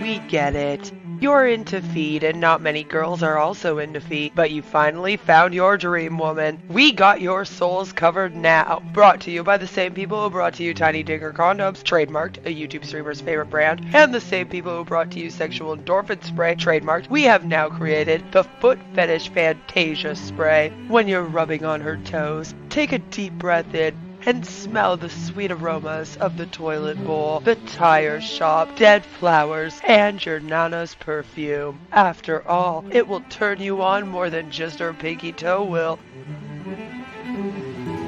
This little piggy has been to the market and grabbed themselves a bottle of the Foot Fetish Fantasia spray, trademarked. It made it so much easier to wake to my ex-girlfriend's feet after she posted up her beach shrimp vacay photos. Grab your bottle now and make that nasty foot fragrance vanish just like a ghost. Located at CVS Pharmacy, Shoppers Drug Mart, Rexall, Walmart, Kmart, Chaz R Us, and in your favorite foot fetishist nightstand. Are you getting upset with people's freedom of speech and consumer protection laws that allow the public to speak out about your scam? Are you giving YouTube creators false strikes in order to continue preying on vulnerable people? Is it getting hard to hold it in? Hold in all the bullshit? Well, introducing Tiny Digger diapers, the adult diaper designed for the man baby deep down inside who's always on the way to the top where his ears will pop. With our FlexiFit technology, Tiny Digger diapers moves with you whenever you sit on your chair, sit in your RV, sit on a boat, or sit in your home office paid for by the people you scam. The Secure Lock Core offers unmatched absorption for when you're full of shit, which is most likely all the time. These diapers keep you dry and comfortable so you can attend all 500 hours of webinars this week and not miss your chance to sign up a homeless man to your scam. Maybe he also needs the diapers, huh? Brought to you by the same people who brought to you Tiny Digger condoms and Fantasia foot spray. Buy Tiny Digger diapers today. Located at Shoppers Drug Mart, Rexall, Walmart, Target, your local CVS pharmacy, and in your favorite con artist nightstand. No matter where your day takes you from webinar to webinar, you will always be dry and you won't have to cry. Thank you for listening to a message from today's sponsor. Yes, thank you. And now we will get back to listening to Marty ramble on about his life. Safe list and solo ads. So me, Brainiac, I said, I know what I'm going to do. I'm going to buy a traffic exchange. So I bought one. I bought the script, and I hired somebody to help me make it. Got all the stuff for it. Had a few thousand people on it. It was a full-time job to run it, and there's no money in it. So I'm kind of defeating the purpose. Okay. Anyway, as time went on, I realized there's always something missing. First, it was you start to know the company and they disappear overnight. The next one you get in, you got to get people, you got to. But then you were in this one for 6 years with no products, nothing to do, no one to really recruit, and that didn't raise any red flags? Recruit. So I went to the family and friends, and some of them joined me. They know me. They knew I still meant it. No, we'll do fine. And I realized I can't even do fine. I mean, when you celebrate that you broke even, that's not a good thing. And most of the people with me didn't even break even. So I went, man, I got to know more. I need to learn more. I'm missing something. And the ugly thing about MLM or drop shipment or every time you learn something and you flip that rock over, and Red knows what I mean, you find another something you didn't know you didn't know. Okay. Yeah. Well, you gotta get traffic. How? Well, you could buy it. Okay. Now let's remember, we all got in this. You don't like learning new skills to make money, and I'm losing money, and I'm already making less money because I'm on disability. I'm barely surviving. So that went on. You buy traffic, it's garbage. You might get a couple more people. The problem is the momentum is never going. Everybody riles you up, but a couple of days later, you find yourself, reality is, I can't bring in people quick as they would quit. And why are they quitting? They're not making any money, same as me. Only difference was I was bullheaded, and I said, no, if it's working, we got to find out how to make it work. Time went on, 4 or 5 years, and so I got to learn how to drive traffic, like actual pay for it, and learn how to drive it. So I got into Facebook, and they had a thing called lead ads. Oh, the DMV, geez. And I started doing them, and months went by. No good. Facebook would say, nope, you can't have that ad. Nope, you can't use those words. Then you get it, you get a business, you start doing it, the company folds. So all the branding you did disappeared. This went on a long time. Well, most of you know this. Then I ran into Mike Ellis and Dan Street. Mike first, then Dan. What sort of time? When was this? In what year did you meet Dan and Mike? I think I ran into them 2013, 2014, 10, 11 years ago. Okay. Yeah. But I also realize I have a judgment of time is horrible because I know now that we did crypto 7 years ago. It doesn't feel like that to me. So it could be longer than that, but something like that. Yeah. And we found out. So we're all looking. I knew at that point, I'm looking for Onpassive. I'm looking for something like that because I can't duplicate. I can't get people to duplicate what I'm doing. That's a lie. They lied to all of us. They did it to everybody. Not on purpose. I think they meant it. Some of them meant it. This doesn't make any sense because when Onpassive first started, it was just a marketing company to market the business like your MLM. So it wasn't even what it is today. Yeah, do what I'm doing, but it's impossible. And the thing about learning to market is it changes all the time. It's a moving target. What worked I hear people go, I made 7-figure income in 2000. Every industry. Yeah. Good luck. It's a different world. What you did then may not work now. Anyway, so I got where we could drive traffic, and we could drive pretty good. I mean, we could build teams of thousands wherever we went. Problem is, it always went back to what is the company, who's running the company, and are they honest? And the answer is no, sometimes no, and never. Okay, it was always negative. And I met Red and Peter and a few other people in another business before this one. Mm-hmm. That must have been, I think, 2015. I reckon, or 2016. About 2016, I think it probably was. We were in a couple different ones, I believe. Yeah. And we went in, and a good student, and the last one I followed the guy, everything he said. Red took off. Peter took off because they were smarter than me. Mike goes, we got to go, man. You're not learning anything here. So we left, and that was 2019, well, the end of 2018. And I started looking around, and I never really looked. When I did something, I was dedicated. I didn't look at anything else. And I remember Red and Peter I saw first. I said, what are you doing? And he started telling me about Onpassive and what the game plan was and what they thought it might be. And I went, whoa. Then I found out Red's there too, because they work together all the time too. We got together, we met, what's this about? But then we asked a bunch of questions and off to the races. And then since I've been in Onpassive, obviously, I don't think of anything else. I don't have an anxiety of what might be going on or what not. I don't like what's going on. I know it's not good, but I know one thing that we have someone working for us harder than we would. Right. I work pretty damn hard. Right. Like when Marty joined Onpassive, they were doing the 3x10 matrix. It was just like all of the other MLMs that he was a part of. Although instead of it being like one where he sold products just to like that people might like how Sensi sells wax or Monet does hair care or Punique does makeup, you know, it was, we're going to market your MLM. And then you're going to have people sign up under you in this forced matrix system, and everyone's going to have traffic and money. So like, it was just like all these other things that he says that he wasn't looking for. And that's a pretty cool thing to say. And I met a lot of people like Red and Jane.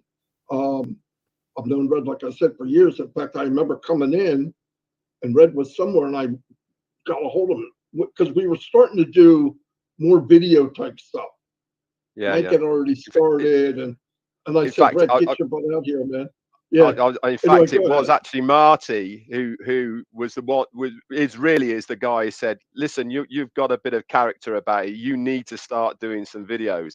And this was actually before Onpassive, because the last person or the last business that we were doing together, it had all the hallmarks of teaching us some really important lessons for online entrepreneurship, marketing, whatever you want.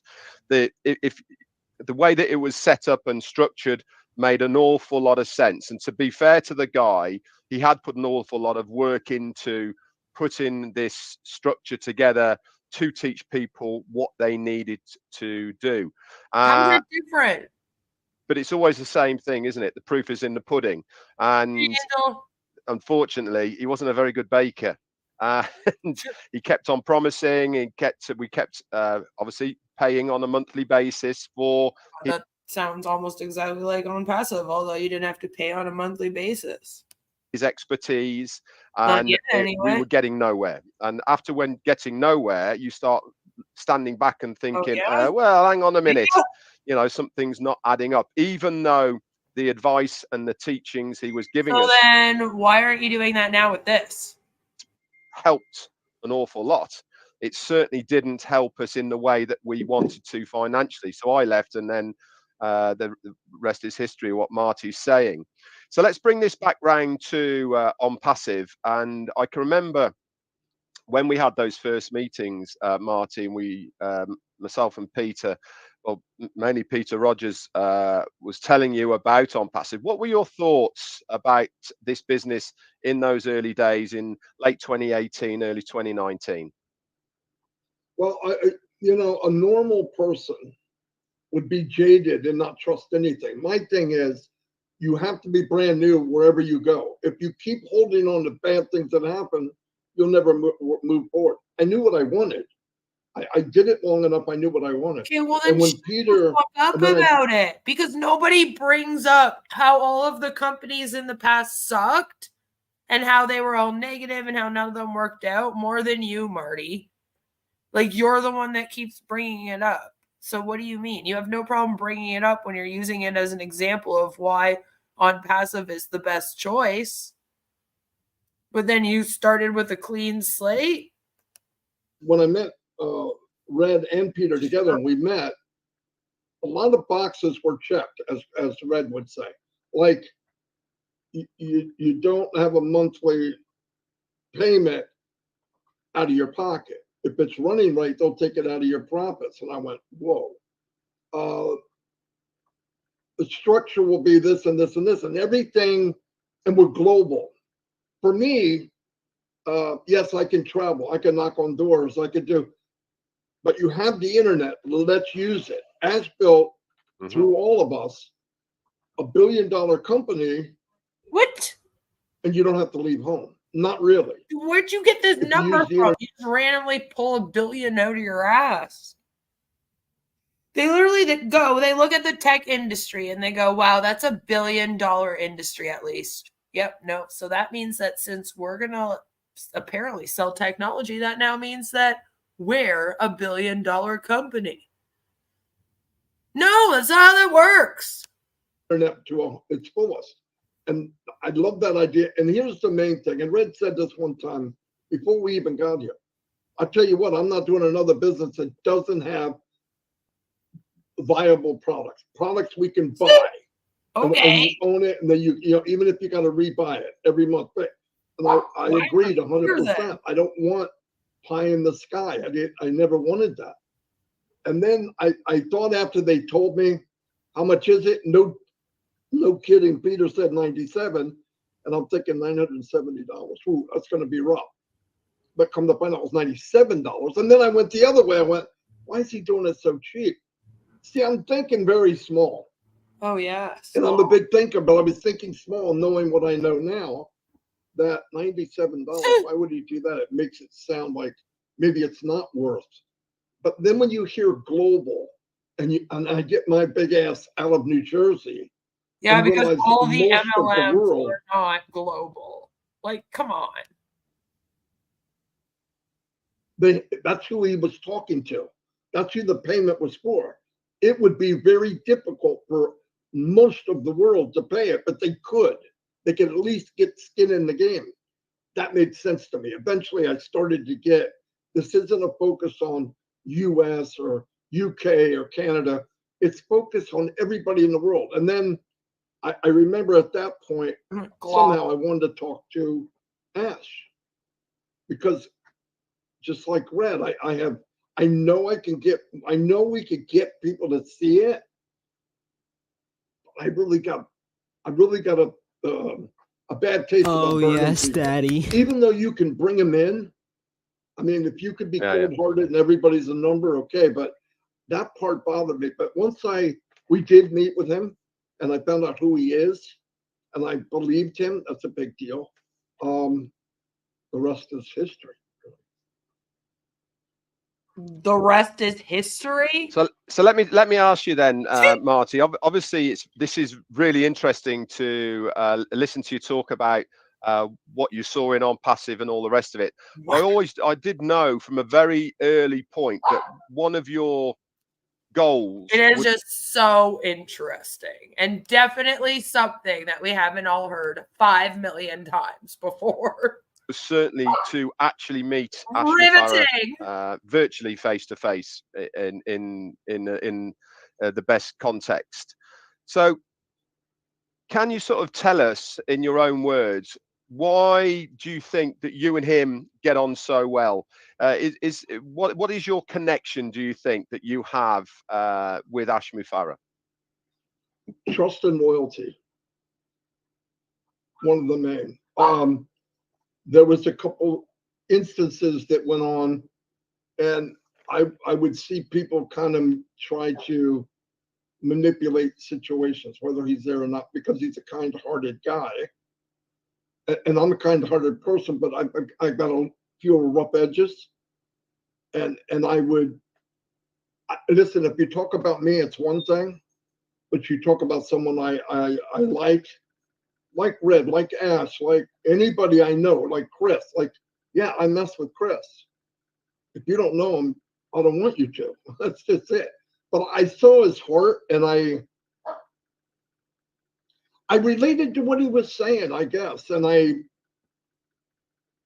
most of the time in the beginning, when we talked, it wasn't about business.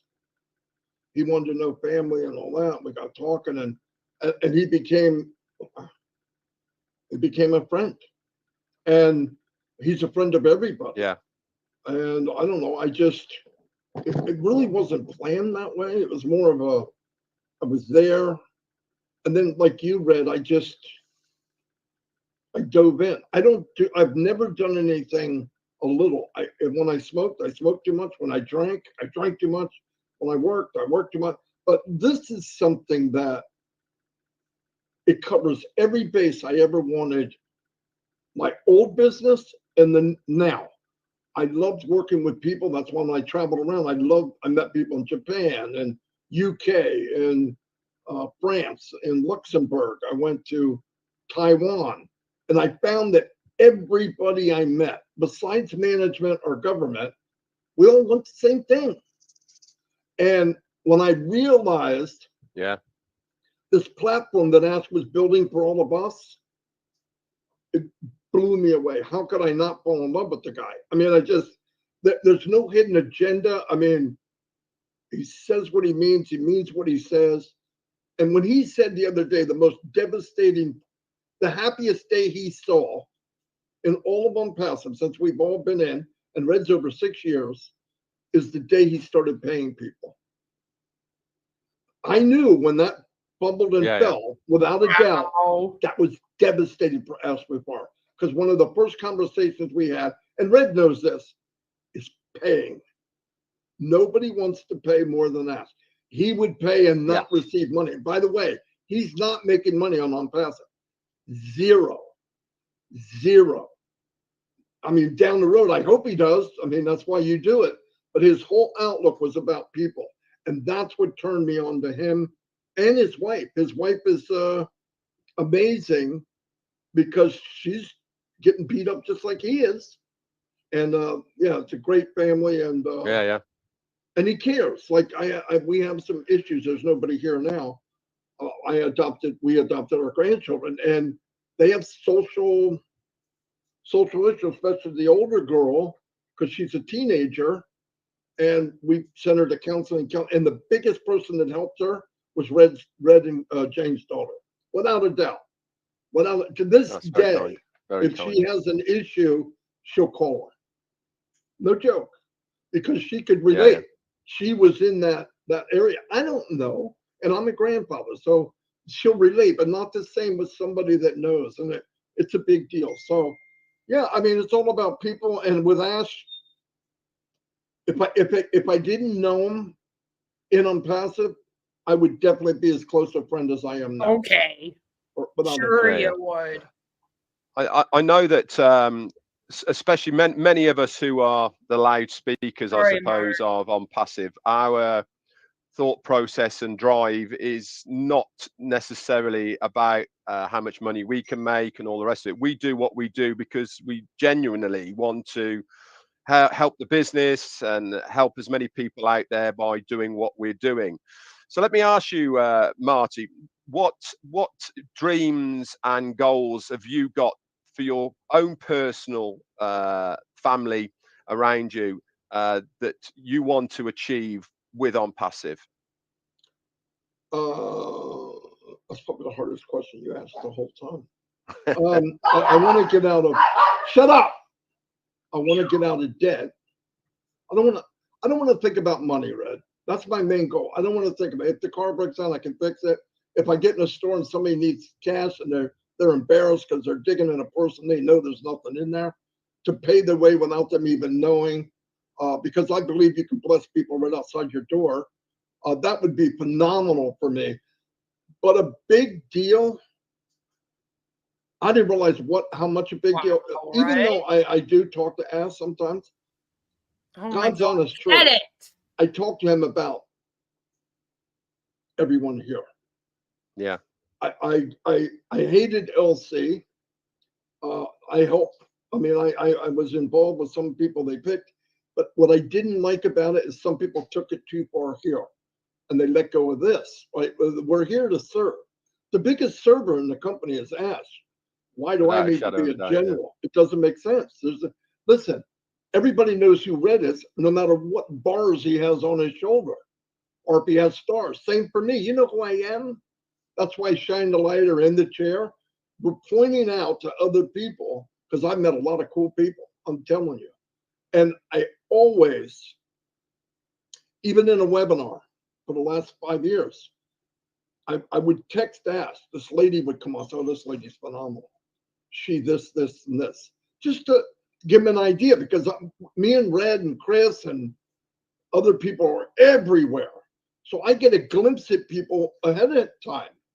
But I feel, for me personally, and I believe Red does too, and I know a lot of people do, is the more people we push to the top, the stronger the core, the stronger the core, the stronger the business, the stronger Absolutely, the core. Without a doubt. Like when we first got in, we said, let's get to know people. This was very small thinking, all right, because I didn't know what the company was going to do.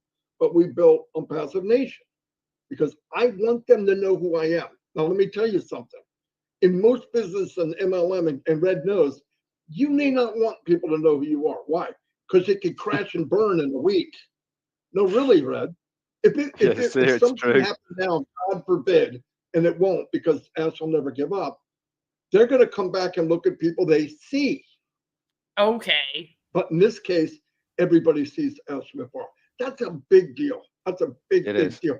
My goals are get debt free. Don't panic. I would like to have Dawn to have a better life because she's raised 2 families now. We've adopted a boy years ago, and it's only right now she's hustling. She has to go take Shorty to the doctor to get a physical, and then she's got to run him back, and it's special stuff going on. All 3 of them see people to talk to. Jaden had some anger issues. It all has to do with when people decide to not be good parents. The kids suffer. The kids absolutely. Suffer. Right. Well, I have to. So, I have to say what you've done personally, looking after your grandkids and bringing them into your family, really truly is inspiring to so many people, Marty, because it is, especially at your ages, it is something that is done without a shadow of doubt out of love. Because it's certainly not something you particularly want to be doing, but they're your flesh and blood. So I actually take my hat off to you for doing what you've done, and it really does show the true character of Marty, Degamo, and Dawn, that they are doing what they're doing. So, Marty, just to close this out, what closing words have you got for everybody moving forward in Onpassive? Now, what words of wisdom does Marty have to tell us? You know, what has he not been able to say on his own channel? Because we don't hear from him enough. And where you think things are going to go as far as the business is concerned? Well, I've said this a long, long time ago. About a year ago, less than a year, 8-9 months ago. I felt something wasn't quite right. I might have said something to Red or whatever. I didn't like certain things. And then with this going on and hearing that there was some issues that were very bad, I thought, now that makes sense. Damn, and you know what? That's the problem with this. Is that they're now going to think that any of their feelings of reservation from before was probably them just feeling all of this stuff that's obviously going on here that Ash is talking about now. Instead of realizing nothing's changed. Nothing's changed because the problem here is obviously Ash Mufareh. He's the problem. But none of them want to admit that because, boy, wouldn't that be awful, right? I mean, he's the top of this company.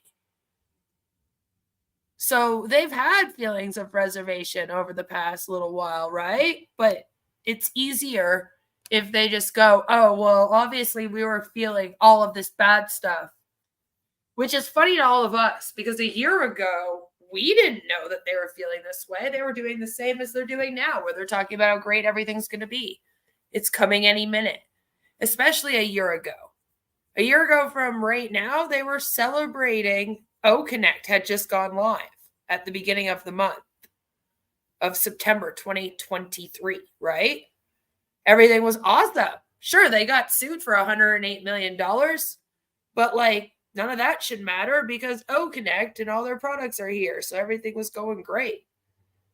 So it's weird that he says, oh, a year ago, you know, right before OConnect went live, there's a bunch of stuff that I didn't like. It's like, well, you never said anything. So how can we trust you? How can we trust you then? felt and what I thought about, that made sense. And I did not know. I believe this, and I've said this in the beginning, and I'm going to say it again. I'll probably say it a few more times. Who knows? Amazon created 40,000 millionaires. And I'm going to get financial just for a minute.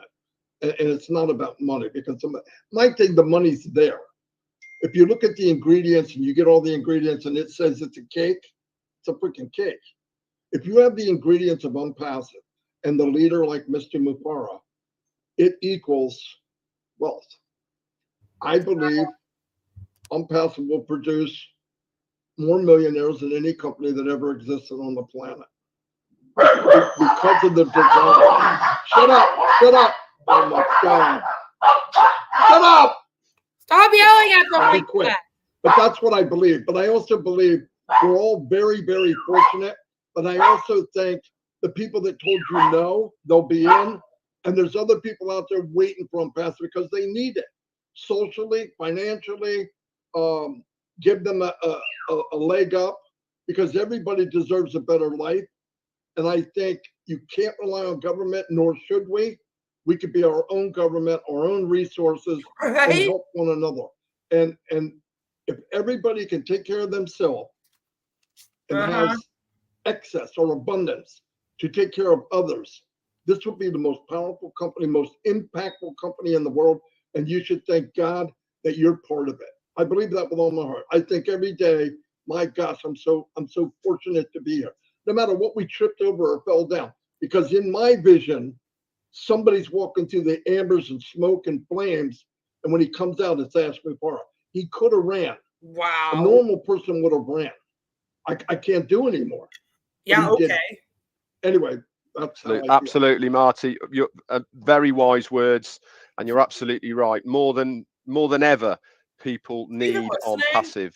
They might not realize it just yet, but when they see it, it certainly will.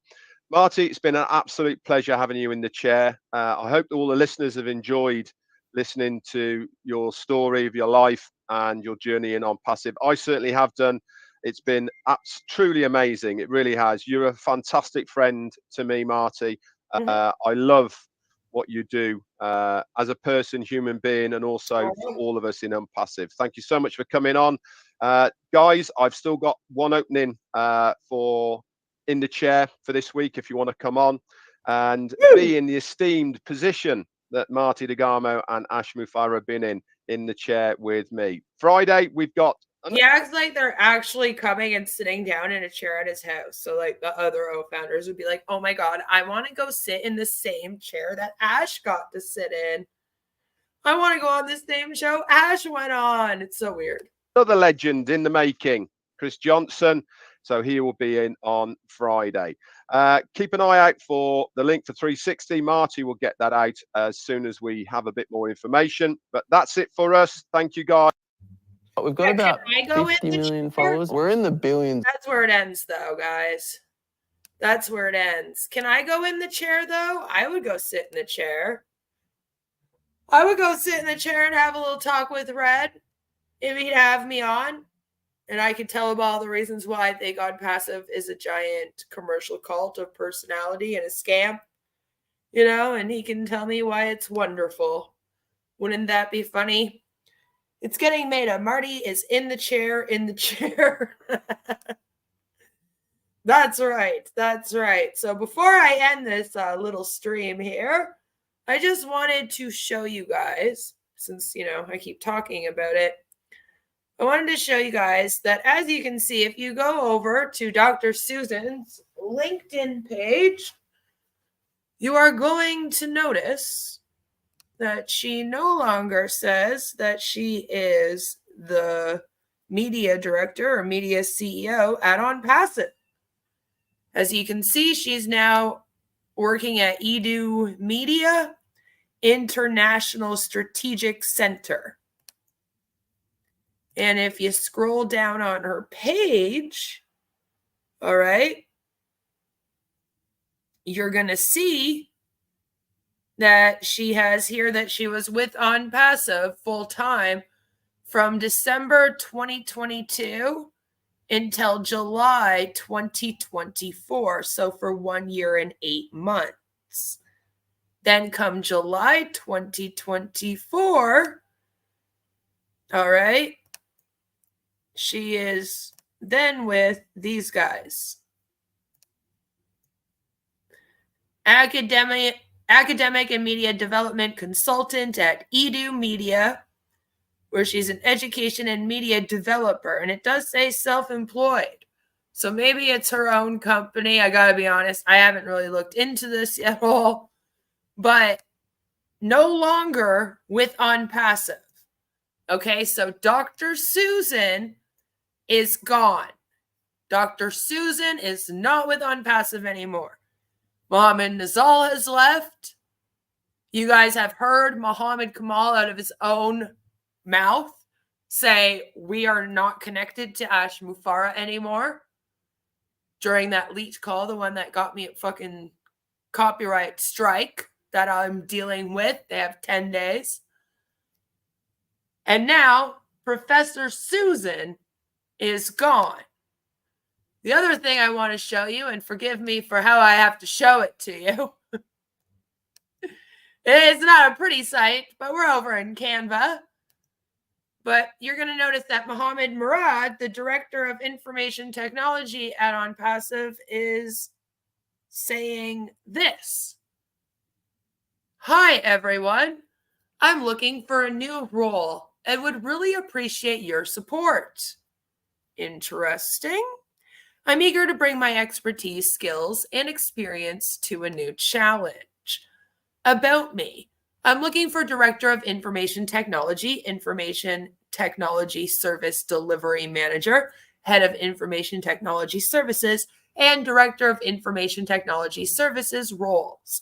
I've previously worked at National Food Products Company, NFPC Group, and Onpassive. I've previously worked at Onpassive. Previously means I no longer work at Onpassive. I'd love to reconnect with you, share my experience, and catch up on what's new in your world. If you hear of any opportunities that you think are worth looking into or are open to chatting, send me a message or comment below. #OpenToWork. And he's announcing that he is no longer with Onpassive. He is now open to work and looking for these positions. So again, previously worked means that he is no longer at Onpassive. So I just wanted to show you guys proof of that since I have made that claim in this video. This is why I'm saying that these people are no longer with Onpassive. Because they are saying on their socials that they are no longer with Onpassive. So it's just funny to me because they say, oh, we're transparent, we're honest, but they're not telling the O founders and people in Onpassive right now, they're not telling them at all that all these people have left. They know Mohammed Nazal left, which we covered when it happened, because he announced it very publicly, but not a peep about any of the other three leaving. So it's just very interesting to me now. Jelly Snack says bad apple. Maybe it is. Maybe that is who allegedly took all the data. I don't know. I don't know, but we're left to speculate because, again, Ash is not honest and transparent and isn't telling people what's really going on here. And that's the problem. And that's why I don't have much faith for this. With everyone leaving, it's not really looking good.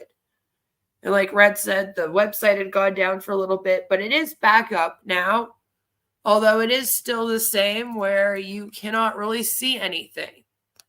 And you still don't get the message unless you literally click on it and you try to log in. So here's the website.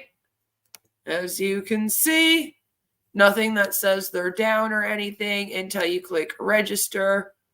Then the pop-up comes, or log in. Then the pop-up comes. Right? But it's funny because anyone who doesn't click those buttons, they're not going to know. but they're still saying the same thing. And I'm wondering how this is going to work, because this message was allegedly put here by Muhammad Kamal. So it'll be interesting to see how all of this is going to get divided in future. Like I said, O Media was run by Dr. Susan and Muhammad Kamal. So if they're not connected with Ash Mufareh anymore, they don't have O Media. So I don't know. And I don't know if they have access to this website, because like I said, it was allegedly Muhammad Kamal that was updating with this message right here. This is what he put in there. So I'm kind of like, do they have control of their website and all the data? I don't know. Do they have to do everything from scratch again? Is it no longer going to be on Onpassive.com? Like, what's going on here? I was hoping Ash would show up today, but of course he didn't. And I'm wondering if he's too scared to show his face because nothing's happening. And he knows that soon he'll have to come out and kind of buy them some more time. I don't know, guys. Let me know what you think. Especially for my replay crew. Let me know what you guys think down below.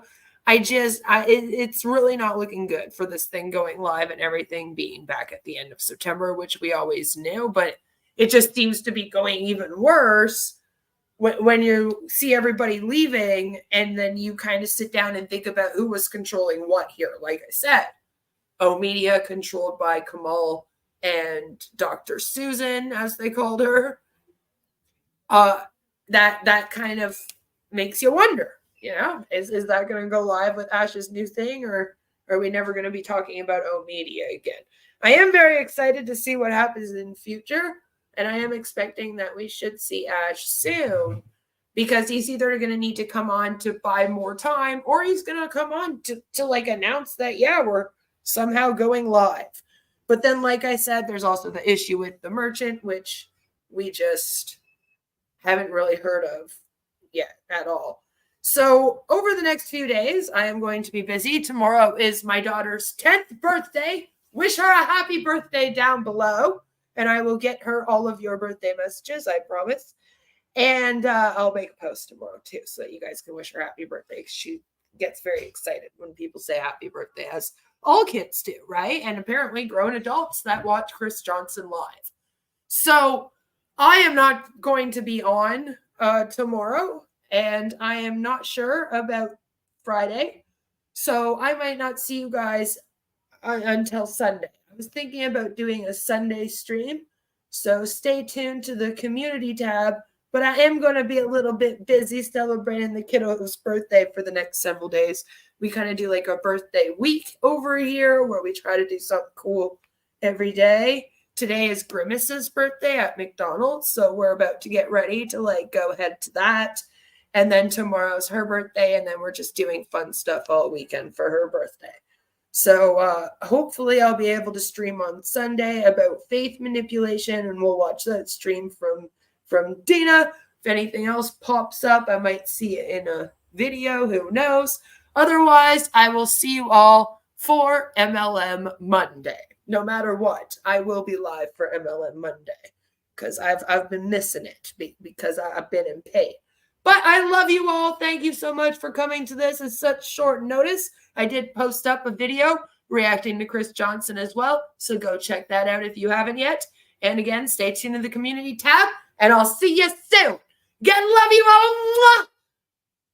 Again, we're in it to win it.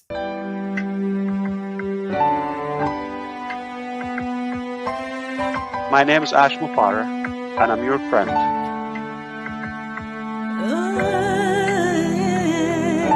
My name is Ash Mufareh, and I'm your friend.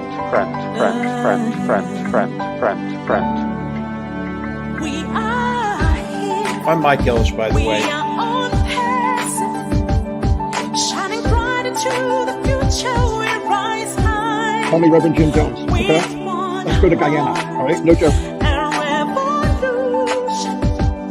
If that's a call. Hey.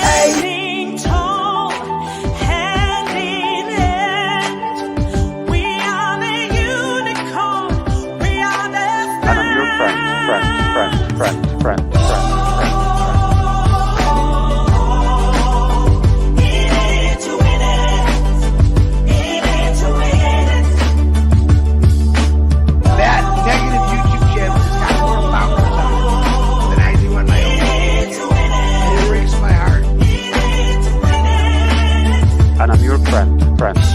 My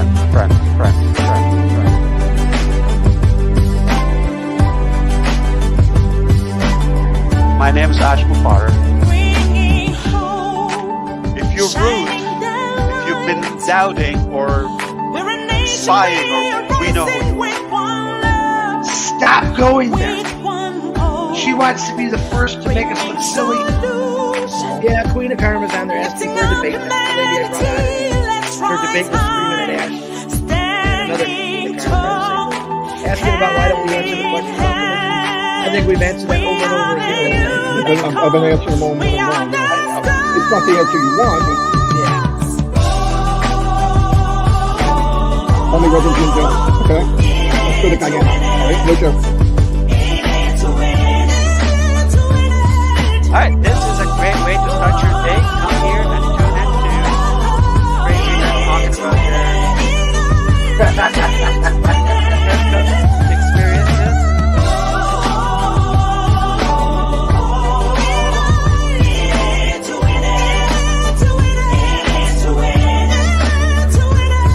My name is Mufareh, and I'm your friend.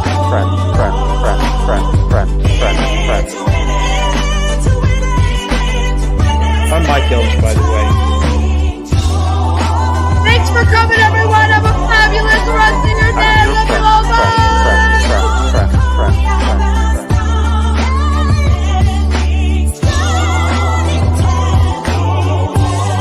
Stop going there.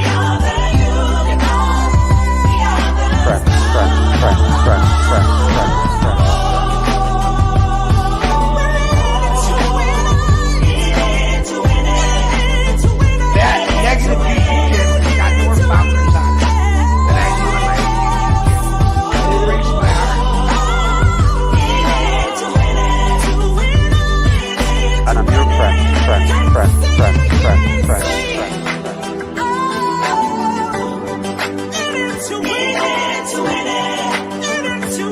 My name is Mufareh.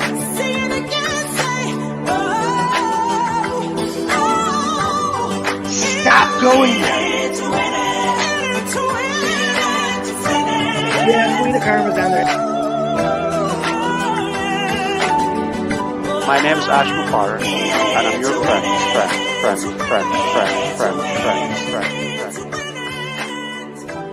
Let's go to Guyana.